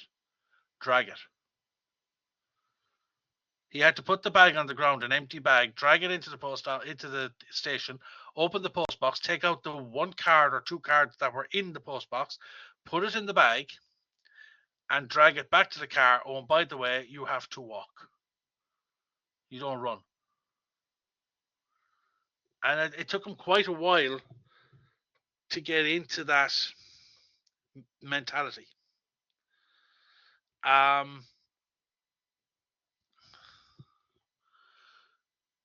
Exactly. There's the competency based. There's a lot to be said for the way we do things at the moment.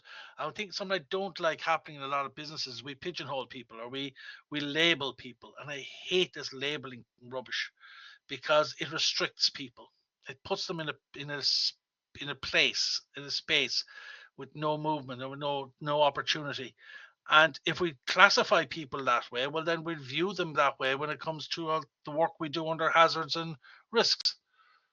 They're in that area. They're on that ability. They don't have that capabilities. Therefore, they're in a higher risk or a lower risk, or they are a risk to themselves as dangerous. Okay, I've got one vote saying let's take a tea break, and I've got one vote saying bash on and finish early, finish as soon as we can.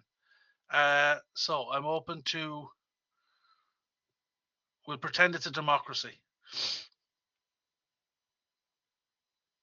Tea break 8 minutes. Okay, so 5 minutes. Okay, what time is early? About 12 o'clock tonight, Declan. Should we say basically if it's now coming up to 10 to back here for 9 o'clock? We'll probably be out of here just after 9:30, but just in and back for 9 o'clock. Back for 9 o'clock. Yeah. Lots of thumbs ups. Okay. So back here in 10 minutes, and I'll still aim to try and have you out of here by about 9:30. Talk to you in about 10 minutes.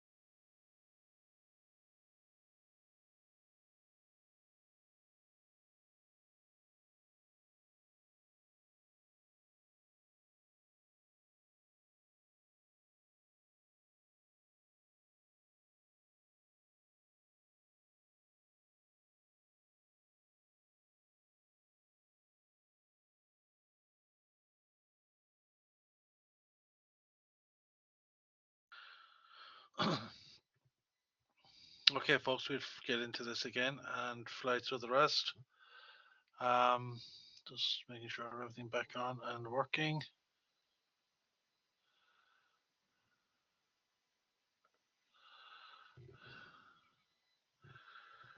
Hear me? That's great. Thank you very much.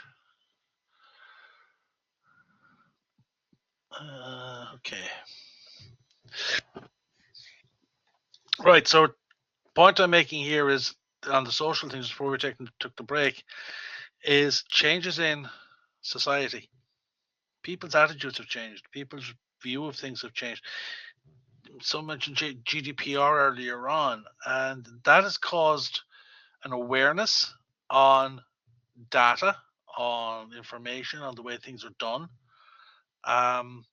It's created a paranoia in some cases, including things like CCTVs, regulations from Europe. People's attitudes in a lot of these things have changed. The Big Brother watching situation, the problems that people have with regulations and things like that, even speed limits, seatbelts, phones, all these things are changing, and they're going to change even further. I've even noticed it when I'm out driving around towns.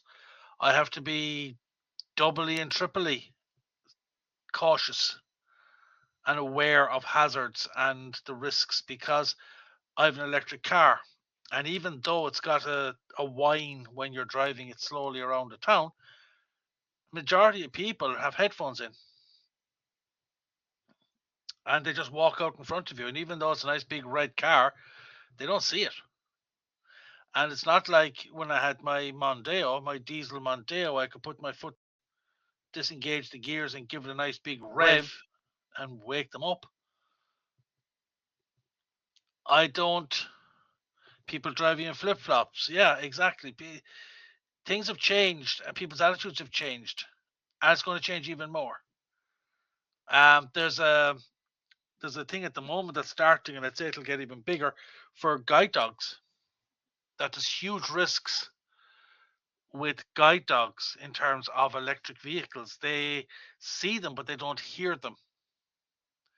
So there's a disconnect in the training. There's a disconnect in the process.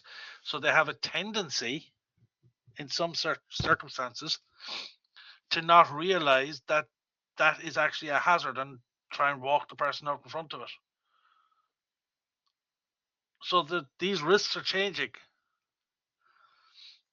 as the way we do things change. One of the students I'm supervising for the extended campus faculty in Carlow is doing his research. He's a fire officer or something in Dublin, and he's doing his research on electric vehicles, not just cars, on scooters, bicycles, and the hazards that are being done, because some parts of Europe and parts of the world, there's been extensive research done in relation to these things catching fire or people charging them incorrectly. They're kind of plugging them in on a 3-pin plug type of thing in the hope that that's going to charge it up over, or an extension lead to try and charge it up on the QT, where it needs a proper connection. And that's causing battery issues, it's causing fire issues, not just on how they deal with a fire with an electric vehicle. You can't just turn up and spray water on it, especially if they've got lithium batteries. But that changes the risks. So things change as people change, and people's the way things are done changes. That transition requires greater awareness. Yeah, that's actually what he said to me, Damien. That there's a huge, they're all over New York, and there's people. What's happening is people are bringing the batteries and they're just plugging them in on an extension cable somewhere or into a overcrowded socket to try and charge them up, and they're just overheating, and they're going off and leaving them overnight type of thing, or during the day while they're at work, and they basically overheat and catch fire. And then you send the fire truck out and they can't spray water on it because of the fire, because there's a lithium battery stuck in the middle of it. And lithium and water apparently don't like each other. So you actually make it worse. As I say, driving around the town, you have people just walking out in front of you. I've noticed it every time I've taken the car out. Yeah, you nearly have to try and see there's a person coming down the stairs in a building over there that I can't see. I'm kind of estimating that through the wall there's somebody coming down the stairs and they're going to run out the front door and straight across the road. And they won't hear me. That's changing the process, but it's also increasing where I notice when I'm driving, risk assessment. Even when I'm driving the country, especially if I'm going to Limerick and I'm going down, like I'll be going down 2 weeks' time, and I'm going down at stupid o'clock in the morning when there's very little traffic, especially coming to the spring, there'll be an awful lot more birds and animals on the road.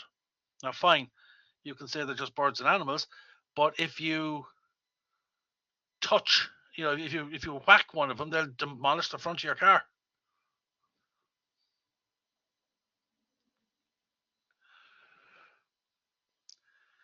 Yeah, it'd be an easy fix, but not so much a fix if people have their flipping headphones in and they can't hear you anyway. And they're watching their. I had a person the other day walk over in front of me and went the whole way across, didn't see me. Earphones in and watching their phone. They had their face in their phone. They weren't even looking around them. They actually completely did not see me at all. Not even on the side of their eye did they see me. And my car has lights on while I'm driving around town.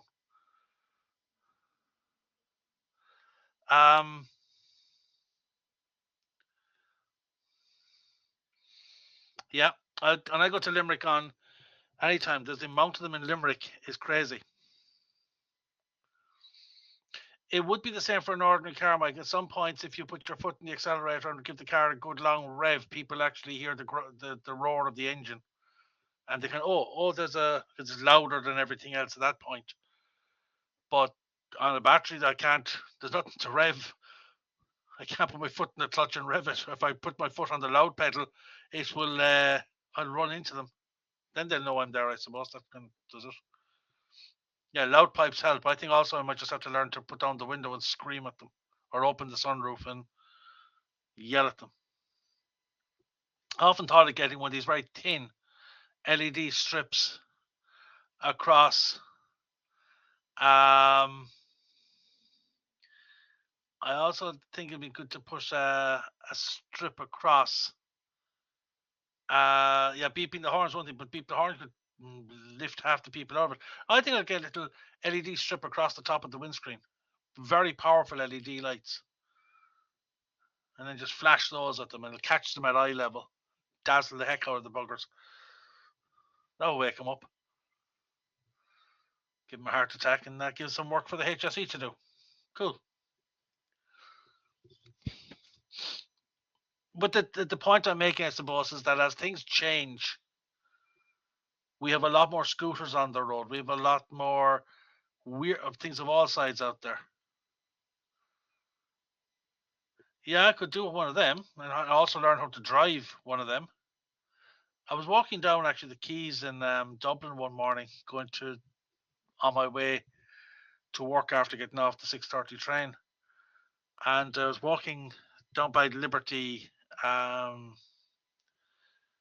the Liberty Building or whatever it's called, to go across the bridge to Tara Street railway station to get the Dart, and I heard the noise on the quay, and at that hour of the morning there's very little traffic. And as I looked behind me coming down the quay was two of the Dukes of Hazzard type cars. And now they weren't in the livery, but they were definitely that type of car with the rumble of the engines. Sounded great, but all I could think of was every time those engines rumble, that's another petrol station you need to find. Oh, muscle cars, yeah, but you need as much muscle to take out your cart and pay for the fuel. I mean, I watched the American programs where they're doing those things up, and they're sort of 6 and 7 liter freaking engines. You put a 7-litre engine over here, you need a petrol station, not a charging point every 60 kilometers. You need a petrol station every 60 kilometers. And you need some serious earnings to pay for it. So the social will dictate reactions to thing as well. At the moment, planning authorities have a lot of control over what gets built where. As I said before, myself and my wife are starting the process of downsize, and she's been looking at some sites and local interest only. We're talking to an auctioneer in Carlow a couple of weeks ago, and basically he was saying that you have if you build a house now or take planning permission or granted planning permission for a house now, when you build it, you've got to live in it for 6 years before you can do anything before you can sell it or do anything.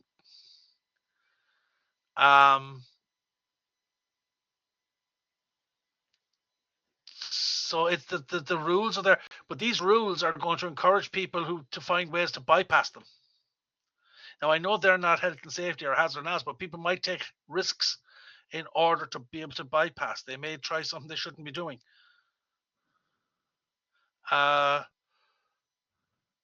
6 to the gallon.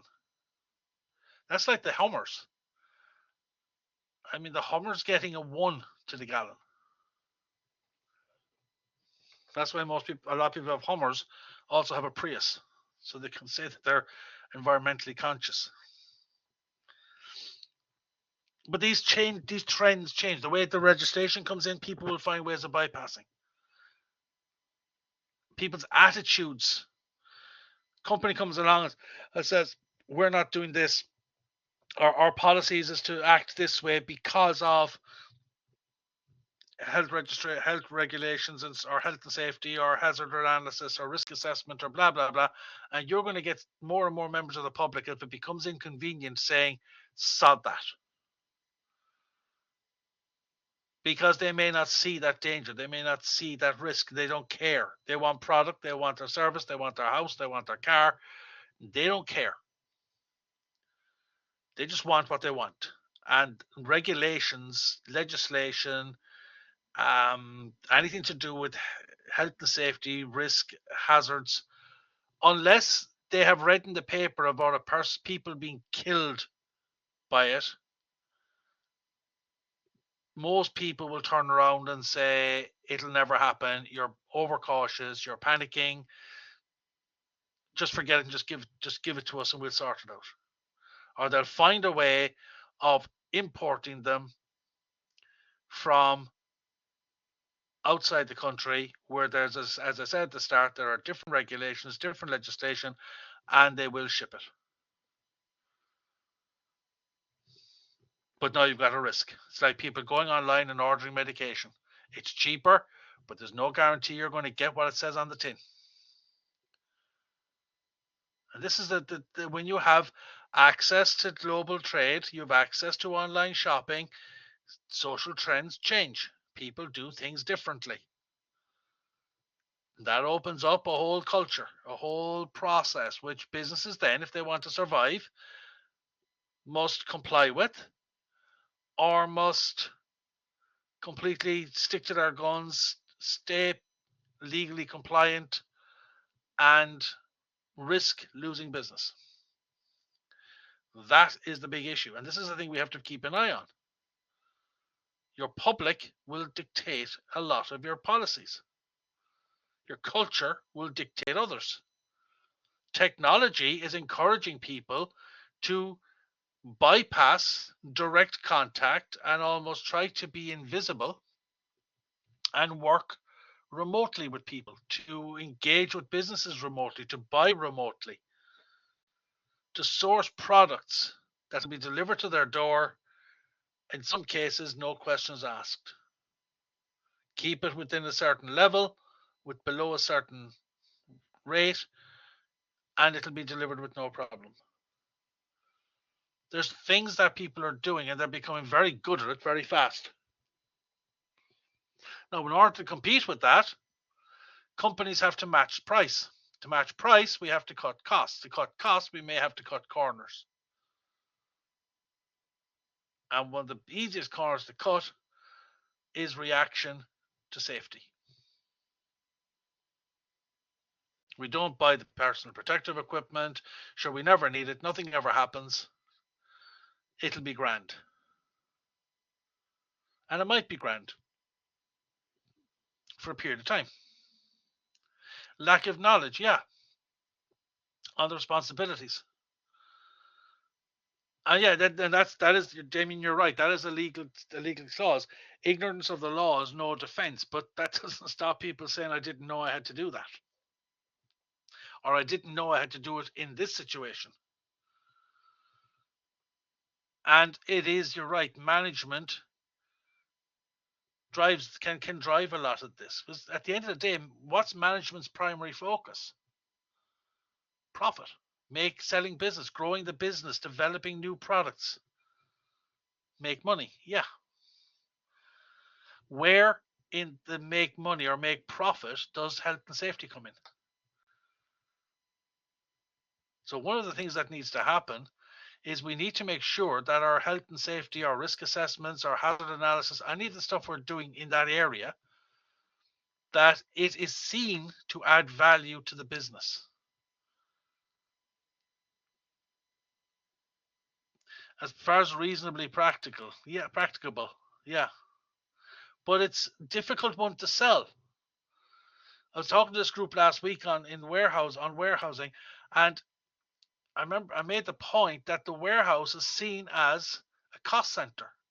Most businesses don't like a warehouse. They don't like to see the warehouse. An accountant, the finance guys, management hate standing in the warehouse because they're looking at money. Money they don't have anymore because it's tied up in what they see on the racks. It's tied up in the forklifts, in people, in the actual racks themselves, in the room. It's tied up in everything because it's seen as a cost. And health and safety is the same. It's seen as a cost.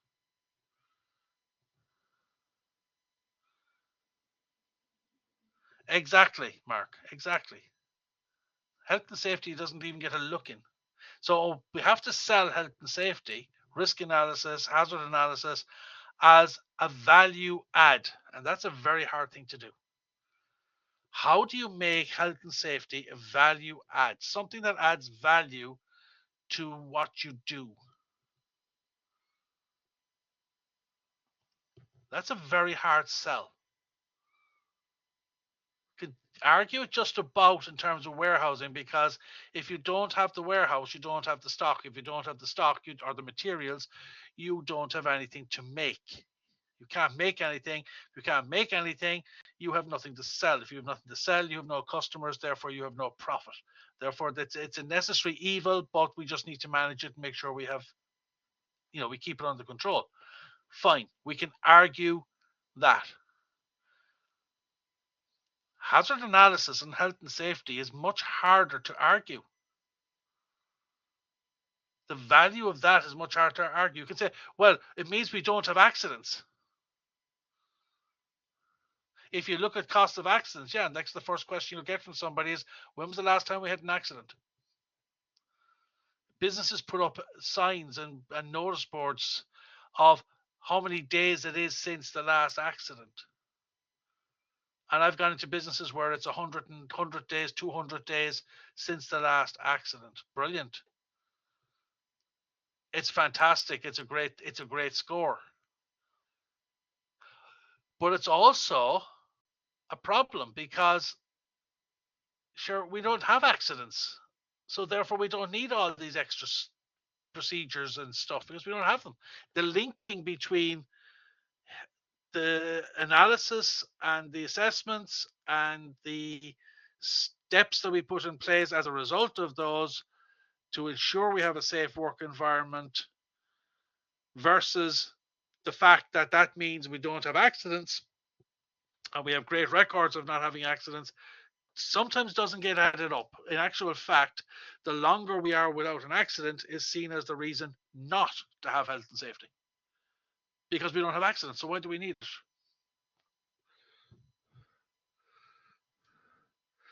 Staff retention, yeah, do staff actually feel that they're really, and I'm trying to be devil's advocate here, but do staff actually feel that they'll stay at the job because, they have good health and safety here? Or do they stay at the job because they have a good culture, or they have a good atmosphere? Do they stay at the job because they have good money, good opportunities, good overtime? It's convenient. Or do they stay because I love the health and safety attitude? Sorry, Damien, go ahead.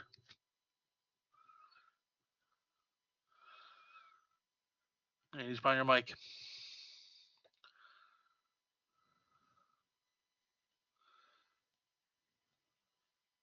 Well, Damien's trying to sort that. Yeah, Mark, you're right. Good health and safety means nothing bad happens, but because nothing bad happens, we don't need it. Again, I'm being kind of overly negative about the process here. But the point I'm making is, within a business, we have this external environment that's going to impact our business, or we are going to react to. We're also trying to drive this process where some of you guys already are involved in this game, and it must be hard to go out there and conduct analysis and run reports and try and get things made better, and to have to fight for every step of the way because people just don't see the need, because you're adding cost. You want to put more procedures in, you want to slow things down. I can remember in Kerry at one point they decided only one ring was allowed to be worn in the plant. If you walked into the factory, you could only wear one ring. And I'll admit, I like wearing rings. No, I don't. I'm not like flipping Liberace, but I mean, I have rings on my fingers, and when I get rings, I get them made so they don't come off. So I ended up having to go to a jeweler's and get a number of rings cut off my fingers, and I didn't like the idea. I offered to put plasters over them or whatever every day. No.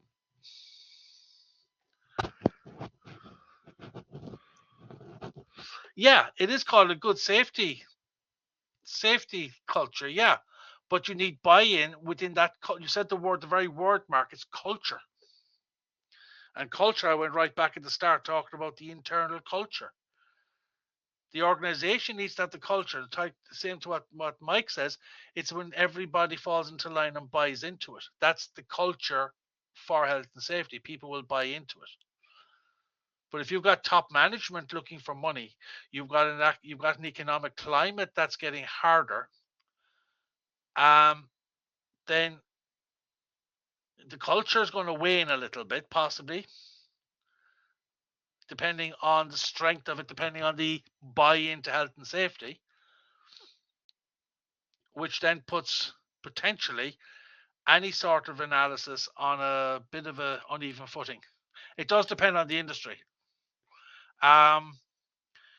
You have, in regulated industries, you expect a lot of controls and a lot of health and safety. So, going into Intel, for example, having to wear the oxygen suits, or in some manufacturing for a pharmaceutical, having to wear specific types of gear. You expect it. You expect highly regulated industry to be very, very safety conscious. You expect if you walk into a nuclear power plant that they will have very strong health and safety and risk assessment culture in there. And anybody working there will be happy to comply with any of those situations. Violence and aggression, for example, in the healthcare is a great example. Does have a huge impact on staff retention.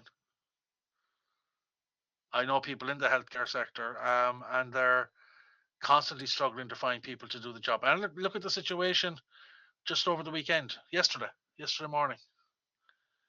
You have an elderly person in a university hospital ward beaten to death by another patient using a walking aid, a Zimmer frame or something. I believe it was because of noise. So possibly this elderly man was in pain, was talking in his sleep, was snoring, whatever. And this other guy comes on and beats him. And I only found out today that this elderly man buried his wife 3 weeks ago. So he could have been crying. He could have been bawling his eyes out. And the staff who went to try and restrain the guy who was attacking him, they got injured. One of them got injured. I've heard on a few different reports that he was beaten with a walking aid. Some people say a Zimmer frame, but it could be just as easily one of these walking sticks with the tripod on the base of it. But that he was beaten to death, basically. There's no such thing as an accident. I don't believe in accidents. And I remember a health and safety guy telling me that at one stage. My health and safety colleague in Kerry said that at one stage at a meeting, and we were all kind of, what? We said, yeah, there has to be an accident. There has to be such thing as an accident. He said, no. And exactly what you said, Mike. He says, no such thing as an accident. It's just a series of unforeseen events, which, if you sat back and thought about it, you may say, we should have actually seen that. In a risk assessment, we should have actually considered that. Whatever it was, I just think the one in Cork is tragic. With this guy, with this 32-year-old beaten this 89-year-old, or whether he's, I heard beat him, but even if it was strangled or smothered, it's still a rotten situation. Oh yeah, I'm sorry, Louise. I'm a firm believer in if they want an executioner, I'll happily do it. There's certain times that things like this happen, and I can't see a single excuse for any of it. I mean, if you've got somebody who's making a noise in the ward, you just call the nurse or call somebody in the hospital to come and that person's making a lot of noise. Can you look after them, please? Yeah, look, that could just end this conversation very, very fast. So I'm not going to go down that road. But yeah, I mean, the point I'm making, I suppose, through all of this, and it's the same for what's left on this and what we have here this evening, we have to be aware of the bigger picture within the organization. We can come into any organization with all sorts of acts and legislation and regulations, and you can know those books by heart. That is not going to get a risk assessment, analysis of hazards, any sort of health and safety investigation, and certainly won't get anybody doing anything unless you have buy-in from management and drive from management, buy-in from staff, and they have to see a benefit to it. And I actually don't think just having a safe work environment is going to give them a huge benefit. I mean, that's kind of what they'll say. Should we expect that anyway? That's management's job to give us that. That's their responsibility. I don't have to change anything. That's their responsibility to give me that safe environment. Again, the link isn't put in. The fact that, well, yeah, but it might be their responsibility to provide it, which it is according to the Act, but it's your responsibility to comply with it. And taking shortcuts is not complying with it. Finding workarounds is not complying with it. And that's the difficulty. That's the issue we have in our businesses. How do I make this a value add in our business? And as everything moves, and everything is always moving. I mean, I had a class last Thursday on innovation management, and I asked people, what's the next big thing? Most people are saying artificial intelligence. So anybody in an industry or people not anybody, but people in industries are going to be more worried about a robot taking over their job than someone making it more difficult perceptually to do the job by adding more ways and rules and steps and belts and braces and stuff in there. The focus is on different things. The focus is on getting in a company to 3D print your house, which takes away a lot of the health and safety issues because it's one machine. Just keep feeding it with a cement mix and it does the rest. It's more expensive per square meter, but it's done in 24 hours. And it can work 24/7 quietly. As long as you attach a mixing station beside it, which comes as part of the kit. And I have videos of it. I use it in the innovation class. It's there for people to see. It's, it is technology that exists right now. That's what people are focusing on, and they're not really focused on, I don't believe, on. They'll do the health and safety if it means it keeps them alive. They'll do what they need to do to stay alive, based on their perception of danger. And you see, think about it. In one aspect, in lean manufacturing or world-class manufacturing, we're told we should listen to the employee. They're the experts in the job. And then the next breath, we bring in somebody who's the health and safety manager, who's going to tell them how to do their job. Inverted commas, better. Close inverted commas, or safer.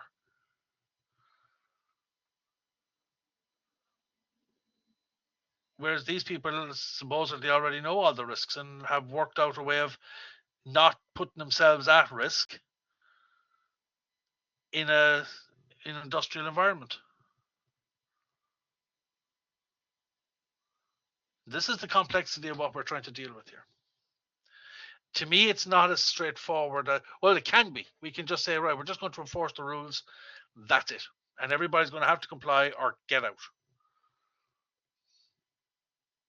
In this day and age, it doesn't work that way.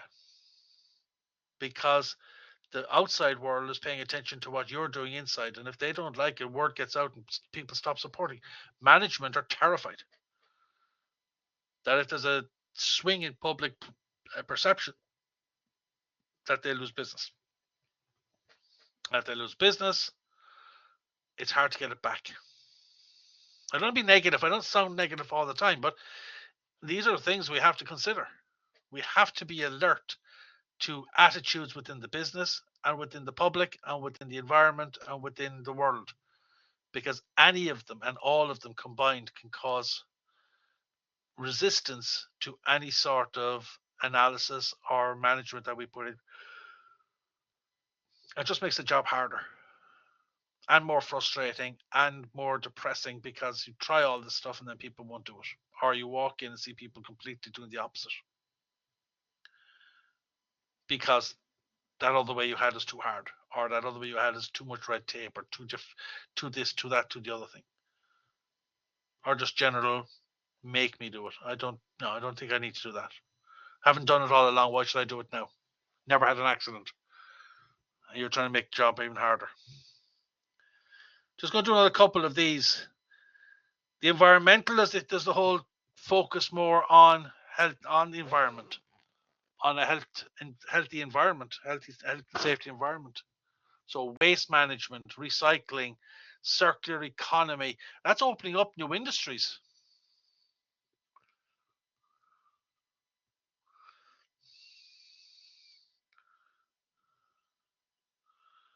Oh yeah, that's the thing. There's people coming up with weird, with their own verdicts on things without letting the police do their job. I mean, the guy's been caught. It's now a case of just charge him and get all the evidence they need, charge him, and that. I mean, chances are it'll be diminished responsibility anyway. So see what happens. Either way, it doesn't matter. There's an 89-year-old gone. All trial by Facebook is a thing. It's a trial, and that's what drove the likes of the January 6th situation with Trump. It's what drove the thing in Brazil recently. It's this half truths into the into the social media, and then let it go itself, let it fester and run. The environmental thing is going to change the way we look at things as well, because the environmental situation, because we're becoming more environmentally conscious, whether we like it or not. You have things like circular economy, reverse logistics. There's whole new industries springing up, all of which need to be dealt with,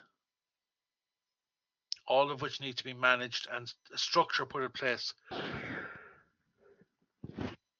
Dealing with product coming back from customers or back from businesses is going to be different to sending product out to them.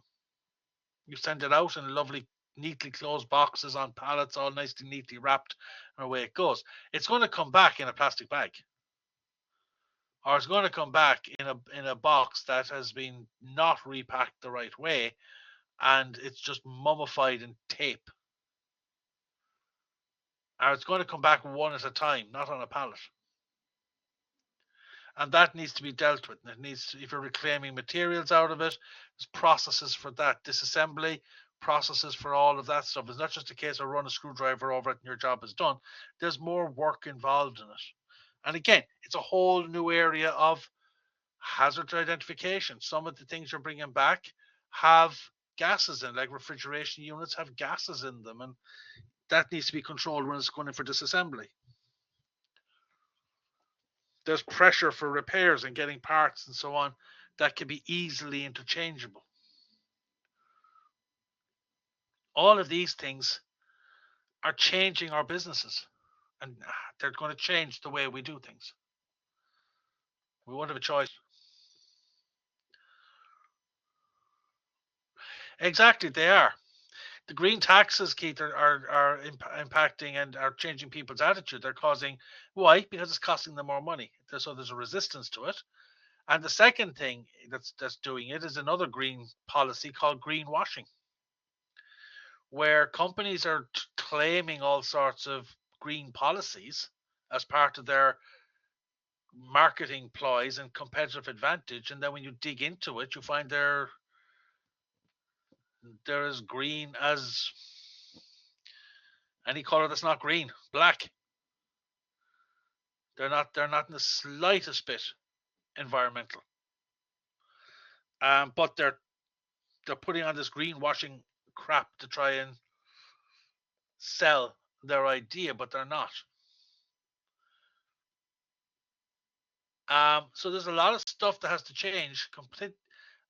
A lot. Continual improvement processes, yeah, that's a big one. So ISO standards help because they come out every 6 or 7 years with a new one, an updated version. But the thing about ISO standards is ISO standards are not enforceable. A lot of people think ISO standards are something they're not. ISO standards are a guide as to how it could be done. A very all-encompassing, one-size-fits-all. But none of the ISO standards are compulsory, except a company makes them compulsory in order to get a contract. Very often they're only compulsory because we do it to win contracts. They're a standard within an industry, not an industry standard, because other industries have different standards. For example, you have the ISO standards, you have BRC, and then you have industrial standards for health, for pharmaceutical, for medical devices, for supply chain, for all things. The GS1 standards for supply chain are ISO endorsed, but they're not ISO standards. So that dilutes the process. Everybody has their own set of standards. One of the issues with Brexit is that, fine, some of them have ISO, but they had to go back to the British standards setup because the CE standards, the European standards, are no longer valid. That's what I said. Yeah, they're used by companies as a means to. It gives some confidence and it gives some weight, and I'm going to be very controversial and say that a lot of that is on a misunderstanding of what an ISO standard is. A company who is compliant with ISO standards does have good records, good performance, good strategies, good processes, all traceable, all trackable, and all great. It's a recording mechanism, and reporting mechanism. It's very good for that. The thing that people seem to think is that ISO is a certification process, and you're certified by ISO or an ISO agent or an ISO inspector. You are not. You can't be, because ISO doesn't certify. ISO does not accredit. ISO does not accredit the inspectors. They are all independent. They are part of the Health and Safety Authority of Ireland, NSAI, National Standards Authority of Ireland, or whoever. They are part of a different of their own bodies, their own professional body, but they are not ISO certified or accredited. What you get is a document that says you are ISO compliant. So you are complying with the ISO standard. People put a little bit. I've taught quality management, and I've had this discussion with people in a room before COVID about ISO, and to the extent that a couple of the people in the class went back to their offices the next morning to the ISO cert on the wall, took the cert off the wall and brought it into the class to prove the following week to everybody else that it's a compliance cert, not an ISO cert. Compliance means that you are adhering to ISO standards, but you're not certified as ISO, as an ISO body or ISO whatever qualified. It meets the requirements of, yeah. In other words, but see also the ISO standards, even the 9001 basic quality standard, it's so broad, you cherry pick what you need out of it. You're a big company, you take X, you're a small company, you take Y, and you're a different industry sector, you take ABC.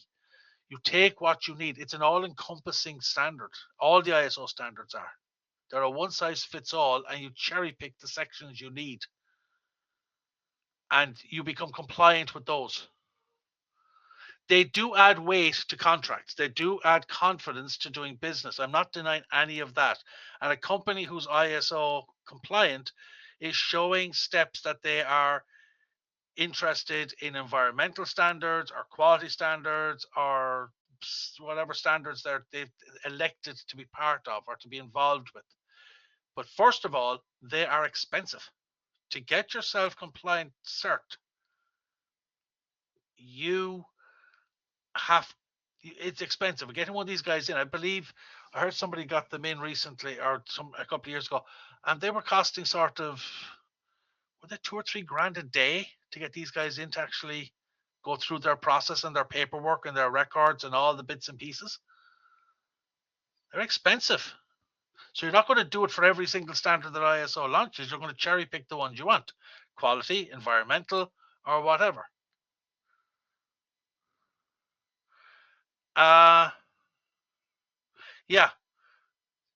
And that's just one standard, Mark. And ISO issues a whole range of standards. 1100. Okay, thanks, Declan. That's per audit. That's per standard. So you just have to be careful when we look at these sort of things. They don't all necessarily look at hazard analysis. I mean, ISO quality standards is the quality of your records.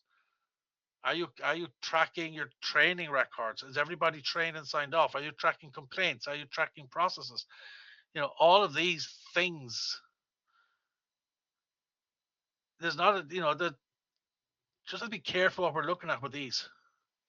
They are a starting point. They show a level of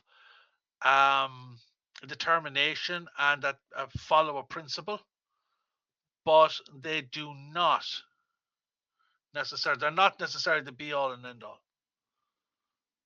And technically, a company can be ISO compliant and not have the cert, not have the piece of paper, because I could go online to ISO right now, and I could buy their guides, their manuals, and I could read them and I could apply them. I'm not going to have to pay 1,100 quid a day for an audit, but I could still be fully compliant with ISO standards. And there are companies out there who will go that way. They're not necessarily selling themselves as ISO compliant, but they will tell people, yeah, we followed we applied the ISO standards in our for 9001 in our system. Okay, so you can send me the copy of the cert then. Well, no, I didn't get the cert. I just bought the books and applied them. So we are 100% If we were to be audited, we would be 100% compliant, but I'm not paying the money to get it done. So I just apply it anyway. We're using the process, which is, it's a slightly controversial way of looking at or doing things that companies do it, but we just need to be careful of the fact that ISO is expensive, and some people, I think, overread what it actually is. Maybe they put a little bit too much weight on it to what it actually is. And we bear in mind it's an all-encompassing, one-size-fits-all thing. You take what you need. You know, do you want 1 sugar or 2 sugars? Do you want coffee or tea? They're all covered by the standard. You choose whichever one is actually for you. It's a governance thing. It is. It's part of a culture. It would show a culture that would tend to say, well, they'll be more willing to be involved in hazard analysis, risk assessments, health and safety, because they are into structure, into processes, into procedures, into doing things right.